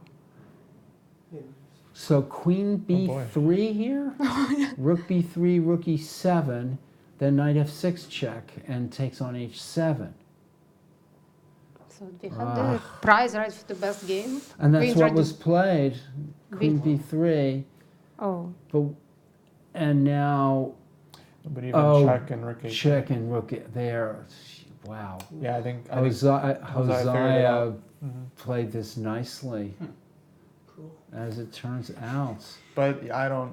Did black miss something I here? think black did. I feel like this Rook position f3 maybe is doesn't wrong. have to take on f3, right? How Can about even queen go- c4? Or then queen e5?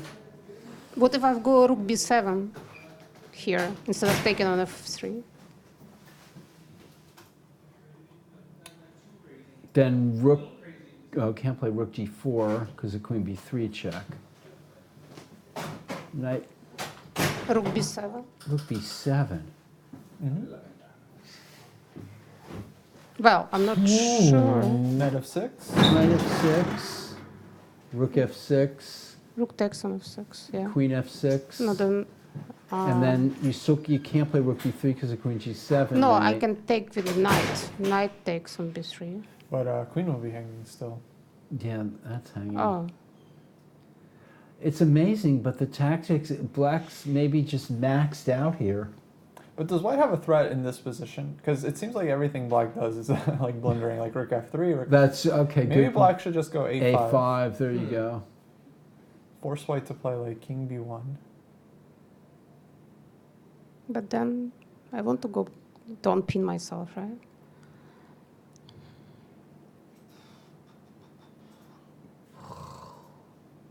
How about this line? a5, king b1, a4, Rook c3.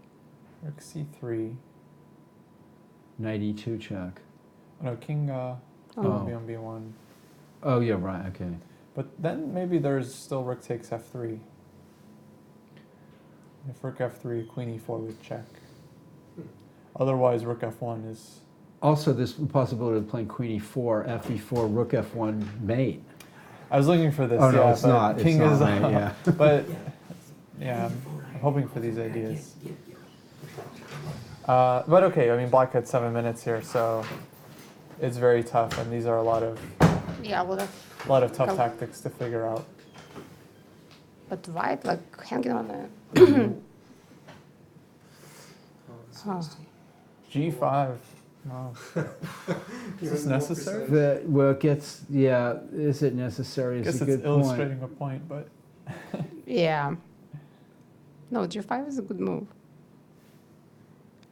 Well, if Black would probably love to be able to play G5 himself. So it's because kind he of can, the vital point right, of the because position. he can like go. resigns. Yeah. Oh. Is Black in some sort of Sitzwong? It Probably. was a tough, fought game. Hosai's just played a really nice game, I think, and Both players played it. yeah, it's true. It looked like Black was crawling back into the game. Yeah, I think it was pretty messy, actually. Yeah, and maybe there was a chance there for Black to get something going here. Like.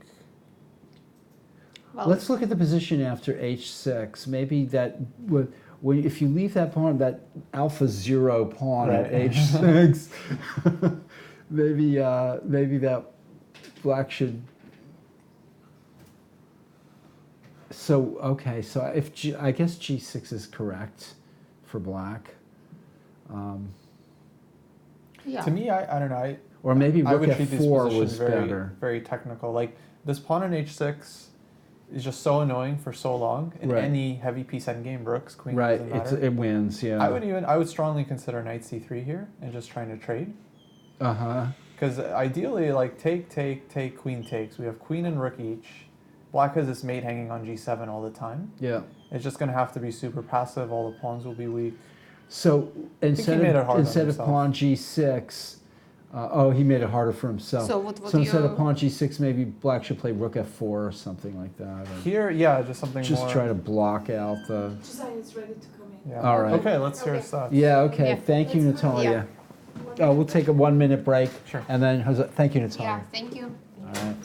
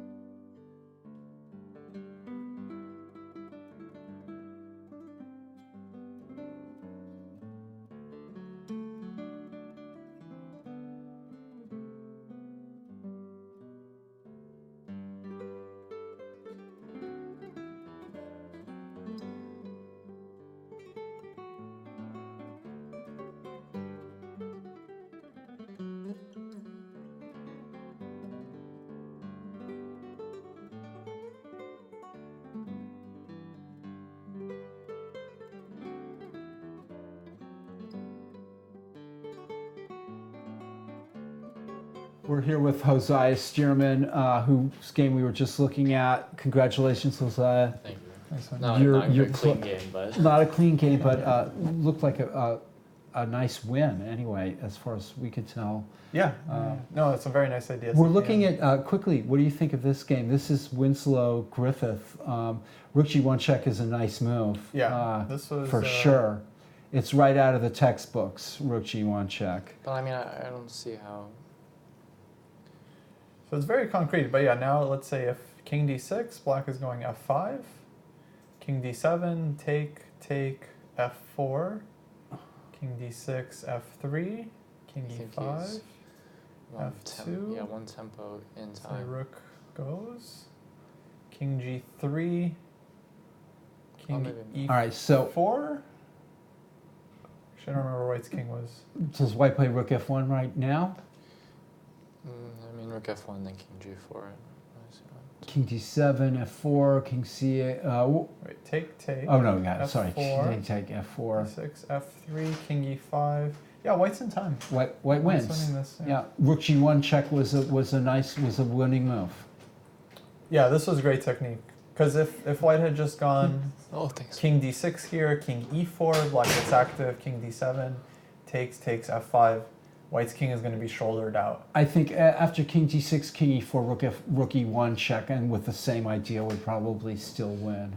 Yeah, maybe. if White can still do this. Right.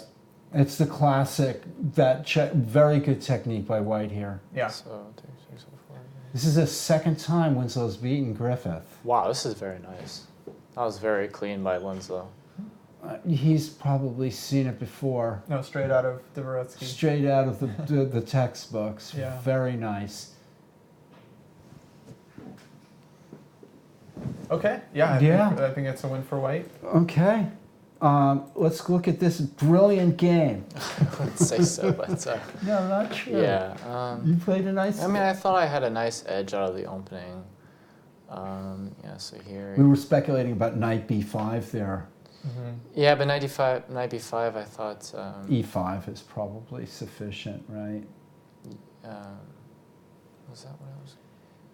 No, yeah, the e5 knight's not was on kind of c3, annoying. yeah. The knight's not on c3, ready to go to d5, so I thought it was... Yeah, Black would have good chances. Yeah, there. so here in castles, e5, knight e8. So my idea is knight g5 here. I thought f6 was interesting, but I mean, like, after I play what happened, like, the two... Kostya didn't like it so much, and I think maybe, in retrospect, it turns out not to be... No, but maybe Black has no other moves, so right. position might just be bad. Because, like, I mean, if you let me get knight g5 in, then, like, idea of queen d3 is very hard to stop. Forcing g6, and then I play h5, stuff like that. Yeah, like d5, you go knight g5. Right, d5, but once you lock it up, like, I'm the only one with attacking chances, like, it's a nightmare position for me. No, I agree. I think yeah, you're winning, like h6, queen d3, take, g6, queen h3, and yeah, I mean, just resign. So I thought f6. I was actually thinking of f6 was the best. No, maybe Black has to play this. Interesting. So yeah, here, and I just thought I had a very nice, comfortable edge. Yes. Here. Although I wasn't too sure how to continue, I kind of just let her. And rook that's d3, the way to continue. To yeah, like just rook d3 doesn't exactly do anything. I just kind of wanted to. I don't know. The rook seemed better on d3, and it wasn't in any danger of being attacked by a minor piece. So, some chances to double ups. Maybe it's the time to play king b1. Yes, I was thinking about that, but. For some reason, I panicked because I had taken already so long, and I was like, okay, rook d3 seems natural. Yeah. Yeah, fair enough. So maybe... But yeah, I could see what king b1 would have been helpful. Right. Oh, right, because after bishop f6, I wanted to be able to play g4 immediately. Yeah, rook d3 so after bishop combined f6, with g4 is a great idea. This is yeah. prophylactic. Yeah, because after king b1, bishop f6, I cannot Winslow play blew g4. it? What? Wait, what? Whoa. How? That's Let's go look back at that. surprising. Wait, what? How did, wait a minute, maybe, did we miscalculate this? Oh, wait, there's rook a8. You don't have to take immediately. Oh. Oh, that's, okay. So rook b1, rook a7. What if we play rook a1 here? No, I think... Yeah, rook c1 is very slow. I think rook b1, threatening rook b8.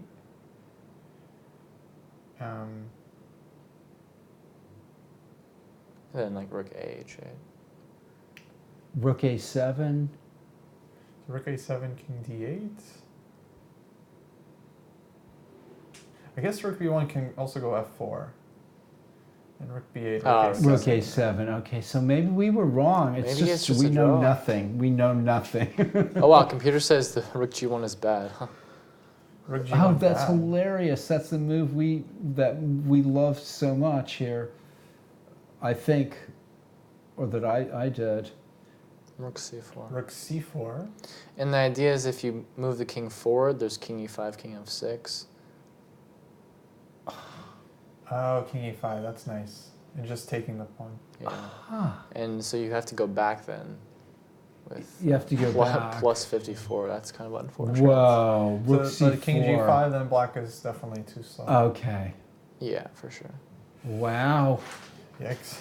Yeah, we were all crazy. Okay, we were all crazy about Rook G1, and this is actually Rook A8. We overlooked Rook A8. So now it's just not in time, right? C8, Yeah. Take, F4, king D7, F3. King Wow, G3, we're king glad E5, somebody king has a G2, computer tempo. all the way up. Yeah. Unfortunate. This one just waits. This is hilarious. Darn. Yeah. Amazing. Okay. Chess blindness at So the that end. means I'm gonna have, FIDE wait, how did master. Matthew do? Did he lose? Yeah, okay. Matthew, who? That means that I'll have to play Cairo Naparol. Okay. Let's go through Yeah. the Rook game. D3, G4. Yeah, so here I thought, I messed up somewhere. I don't know where though. Wait, can knight f4 still be played? Here, oh no, if knight f4 here, then I play rook takes d6. Right, Yeah. okay. Just trying to find some cheap. Typical Paul trying to find some cheap shot here. So, yeah, we had a couple ideas. One was to play G5. Yeah, the reason I played g5 is because after bishop e7, and then my idea was going to play The whole h5, thing. h6 to kind of get the setup I got in the game where like g7 was on pre. Mm-hmm. But then he has knight f4 and then picking up h5.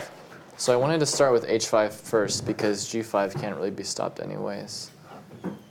Folks, we're about to wrap up. I've just been given the word that we're going to wrap up the broadcast in a few minutes. Okay. So We should take go us to through the rest of the game. critical Okay, point. yeah. Here. So yeah, I took it too slow here somewhere. So takes, h6, g6, queen g5. We thought you So were. here was my suggestion. Knight C3. If you missed can a win trade with these rook knights, C4. Yeah, any right. heavy piece endgame is really... Right. Yeah, I Even rook mean, endgame is I probably thought Rook queen G1 check. I completely overlooked after queen g5, queen c4, Right. c3, and then here I forgot that after rook b5, b6 takes on d5 isn't just winning. We thought actually it looked pretty good. I mean, you can even, let's say you do it here. Yeah, right. Okay, so takes, So- takes, and I have 6, king h8, take d5, queen d6, Let's say rook takes e5. rook takes f2. I think Yeah. I was thinking queen e3 here and trying to play queen d4. Yeah. I guess maybe because I had played a3 so I can go king a2. It's a Yeah, little now your messy. king is very safe. Right, because like okay, maybe I completely forgot that. All right, show Maybe us so. the rest of the game. Anyway, the rest so of the yeah, game I is quite kind of nice, I kind of fell apart here. So rook at cf8, c4, knight 7, but we're not sure. and here now I'm in a little bit of. I started getting some trouble, which is crazy considering the position. Yeah, this one got very So here, messy. I probably the best thing for white to do is just take the draw with knight c3, knight e4. But I got a little ambitious here and played f3, And knight what- d4, and You gotta take risks. because like here rook takes f3 loses to what happened in the game, and I Right. kind of knew she would go for. She like immediately won for it, and everything else I just didn't see worked 8-5, for. maybe. Why does it lose? Oh well, In the game you play here. queen e7. Yeah. Yeah. All the tactics And, work for white if here. this one you have Knight f6, f6, right? and then this one you Here have it takes, which takes, is very and nice. this is quite nice that even after you queen can takes take on b3. d5. When the queen is made Well, queen takes b3 is the only move here for Yeah, black. only move. I agree. But he was saying if takes, Oh, right, there's right. check, king has to go to h8, And then takes both on rooks mate. d5, And both rooks are threatening to come down to Yeah. the back row. So queen this is d3 only a try. Right. But then here after rook takes e7, rook f8, king f7, rook h8, black sends Zeus on. Yeah. I mean, you can take and you're winning. Congratulations. Nice one. Thank you. Congratulations. Good to see you. Folks, we're wrapping up round 3 of the Tuesday night marathon. I'll give you a quick rundown here of the final results. We can see on the board. no major upsets unless you can count the draw on board 2. Terrible upset. Just Elliot Winslow missed a win apparently in the dying Do you wanna moments know? of that game. I think he already knows. Yeah, you were the second and third person. No, there we go. How about that? We were the last to know, but we, yeah. Anyway, thanks for coming, and we'll see you next week. Cheap a shot, yes.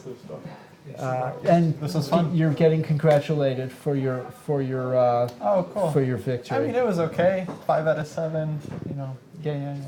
Thanks, Kostya, for Yeah, this joining was us. a lot of fun. Thank you. Come No problem, back, come back. please. I will. Yeah. Absolutely. I know it's different from what you normally do, so but maybe. No, I love these that. club tournaments. I used to play them all the time. Okay, great. Once a week. Yeah. You had your prep. It's great having somebody to share the hot seat with. I feel like I'm blundering around half the time. But, okay, thanks everybody. Good night. Thanks, guys. All right.